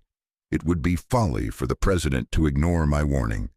For God's sake, will, beg, plead, or do whatever it takes to convince the president to use his powers to shut down Dorset's mining operations before it's too late." "Sorry, Jim. The president's hands are tied. None of his scientific advisors thought your evidence was strong enough to run the risk of an international incident. Certainly not in an election year." "This is insane," Sandecker said desperately. "If my people are right, the president won't be able to get elected to clean public bathrooms." "That's your opinion," said Hutton coldly. "I might add that Arthur Dorset has offered to open his mining operations to an international team of investigators. How soon can a team be assembled?" "These things take time, 2, maybe 3 weeks. By then you'll have dead bodies stacked all over Oahu. Fortunately or unfortunately, depending on how you look at it, you're in a minority in that belief," Sandecker muttered darkly. "I know you did your best, Will, and I'm grateful. Please contact me if you come upon any further information. Jim, my line is always open to you." "Thank you. Goodbye." Sandecker handed the phone back to the driver and turned to Gunn. "We've been sandbagged." Gunn looked shocked. The president is ignoring the situation? Sandecker nodded in defeat. Dorset bought off the pathologists. They turned in a phony report claiming the cause of death of the cruise ship passengers was contamination from the heating system. We can't give up, Gunn said, furious at the setback. We must find another means of stopping Dorset's madness in time. When in doubt, Sandecker said, the fire returning to his eyes. Bank on somebody who is smarter than you are. He retrieved the phone and punched in a number. There is one man who might have the key. Admiral Sandecker bent down and teed up at Tire Camelback Golf Club in Paradise Valley, Arizona. It was 2 o'clock in the afternoon under a cloudless sky, only 5 hours after he had jogged with Rudy Gunn in Washington. After landing at the Scottsdale airport, he borrowed a car from a friend, an old retired Navy man, and drove directly to the golf course. January in the desert could be cool, so he wore slacks and a long-sleeve cashmere sweater. There were 2 courses, and he was playing on the one called Indian Bend. He sighted on the green 365 meters away, took 2 practice swings, addressed his ball, and swung effortlessly. The ball soared nicely, sliced a bit to the right, bounced and rolled to a stop 190 meters down the fairway. Nice drive, Admiral, said Dr. Sanford Adgate Ames. I made a mistake talking you into a friendly game of golf. I didn't suspect old sailors took a ground sport seriously. Behind a long, scraggly gray beard that covered his mouth and came down to his chest, Ames looked like an old desert prospector. His eyes were hidden behind blue-tinted bifocals. Old sailors do many strange things, Sandecker retorted. Asking Dr. Sanford Adgate Ames to come to Washington for a high-level conference was no different from praying to God to conjure up a Sirocco wind to melt the polar ice cap. Neither was likely to respond. Ames hated New York and Washington with equal passion and absolutely refused to visit either place. Offers of testimonial dinners and awards wouldn't budge him from his hideaway on Camelback Mountain in Arizona. Sandecker needed Ames, needed him urgently. Biting the bullet, he requested a meeting with the Soundmeister, as Ames was called among his fellow scientists. Ames agreed, but with the strict provision Sandecker bring his golf clubs, as all discussion would take place on the links. Highly respected in the scientific community, Ames was to sound what Einstein was to time and light: blunt, egocentric, brilliant. Ames had written more than 300 papers on almost every known aspect of acoustical oceanography. His studies and analyses over the course of 45 years covered phenomena ranging from underwater radar and sonar techniques to acoustic propagation to subsurface reverberation. Once a trusted advisor with the Defense Department, he was forced to resign after his fervent objections to ocean noise tests being conducted around the world to measure global warming. His caustic attacks on the Navy's underwater nuclear test projects was also a source of animosity at the Pentagon. Representatives of a host of universities trooped to his doorstep in hopes of getting him to join their faculties, but he refused, preferring to do research with a small staff of 4 students he paid out of his own pocket. What do you say to $1 a hole, Admiral, or are you a true betting man? You're on, Doc, said Sandecker agreeably. Ames stepped up to the tee, studied the fairway as if aiming a rifle, and swung. He was a man in his late 60s, but Sandecker noted that his backswing reach was only a few centimeters off that of a man much younger and more nimble. The ball soared and dropped into a sand trap just past the 200-meter marker. How quickly the mighty fall, said Ames philosophically. Sandecker was not conned easily. He knew he was being stroked. Ames had been notorious in Washington circles as a golf hustler. It was agreed by those on his sting list that if he hadn't gone into physics, he'd have entered the PGA Tour as a professional. They stepped into a golf cart and started off after their balls, with Ames at the wheel. "How can I help you, Admiral?" he asked. Are you aware of Numa's efforts to track down and stop what we call an acoustic plague? Responded Sandecker. I've heard rumors. What do you think? Pretty far-fetched. The President's National Science Board agrees. Sandecker growled. I can't say I really blame them. You don't believe sound can travel thousands of kilometers underwater, then surface and kill. Output from 4 different high-intensity acoustical sources converging in the same area and causing death to every mammal within hearing distance? Not a hypothesis I'd recommend advancing, not if I wish to retain my standing among my peers. Hypothesis be damned, Sandecker burst out. The dead already total over 400. Colonel Lee Hunt, one of our nation's finest pathologists, has proven conclusively that the cause of death is intense sound waves. That's not what I heard from the post-mortem reports out of Australia. You're an old fake, Doc, said Sandecker, smiling. You've been following the situation. Anytime the subject of acoustics is mentioned, I'm interested. They reached Sandecker's ball first. He selected a number 3 wood and knocked his ball into a sand trap 20 meters in front of the green. You two seem to have an affinity for sand traps, said Ames offhandedly. In more ways than one, Sandecker admitted. They stopped at Ames's ball. The physicist pulled a 3-iron from his golf bag. His game appeared more mental than physical. He took no practice swings nor went through any wiggling motions. He simply stepped up to the ball and swung. There was a shower of sand as the ball lofted and dropped on the green within 10 meters of the cup. Sandecker needed 2 strokes with his sand wedge to get out of the trap, then 2 putts before his ball rolled into the cup for a double bogey. Ames putted out in 2 for a par. As they drove to the second tee, Sandecker began to outline his findings in a detailed narrative.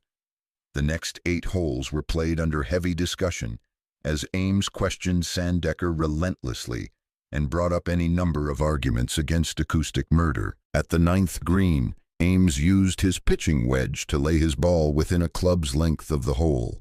He watched with amusement as Sandecker misread the green and curled his putt back into the surrounding grass. You might be a pretty fair golfer if you got out and played more often, Admiral. 5 times a year is enough for me, Sandecker replied. I don't feel I'm accomplishing anything by chasing a little ball for 6 hours. Oh, I don't know. I've developed some of my most creative concepts while relaxing on a golf course. After Sandecker finally laid a putt in the hole, they returned to the cart. Ames pulled a can of Diet Coke from a small ice chest and handed it to the Admiral. What exactly do you expect me to tell you? He asked. Sandecker stared at him. I don't give a damn what ivory tower scientists think. People are dying out there on the sea. If I don't stop Dorset, more people are going to die, in numbers I don't care to think about. You're the best acoustics man in the country. I'm hoping you can steer me on a course to end the slaughter, so I am your final court of appeals. The subtle change in Ames's friendly tone was to one that could hardly be called dead sober, but it was unmistakable. You want me to come up with a practical solution to your problem. Our problem, Sandecker gently corrected him. Yes, Ames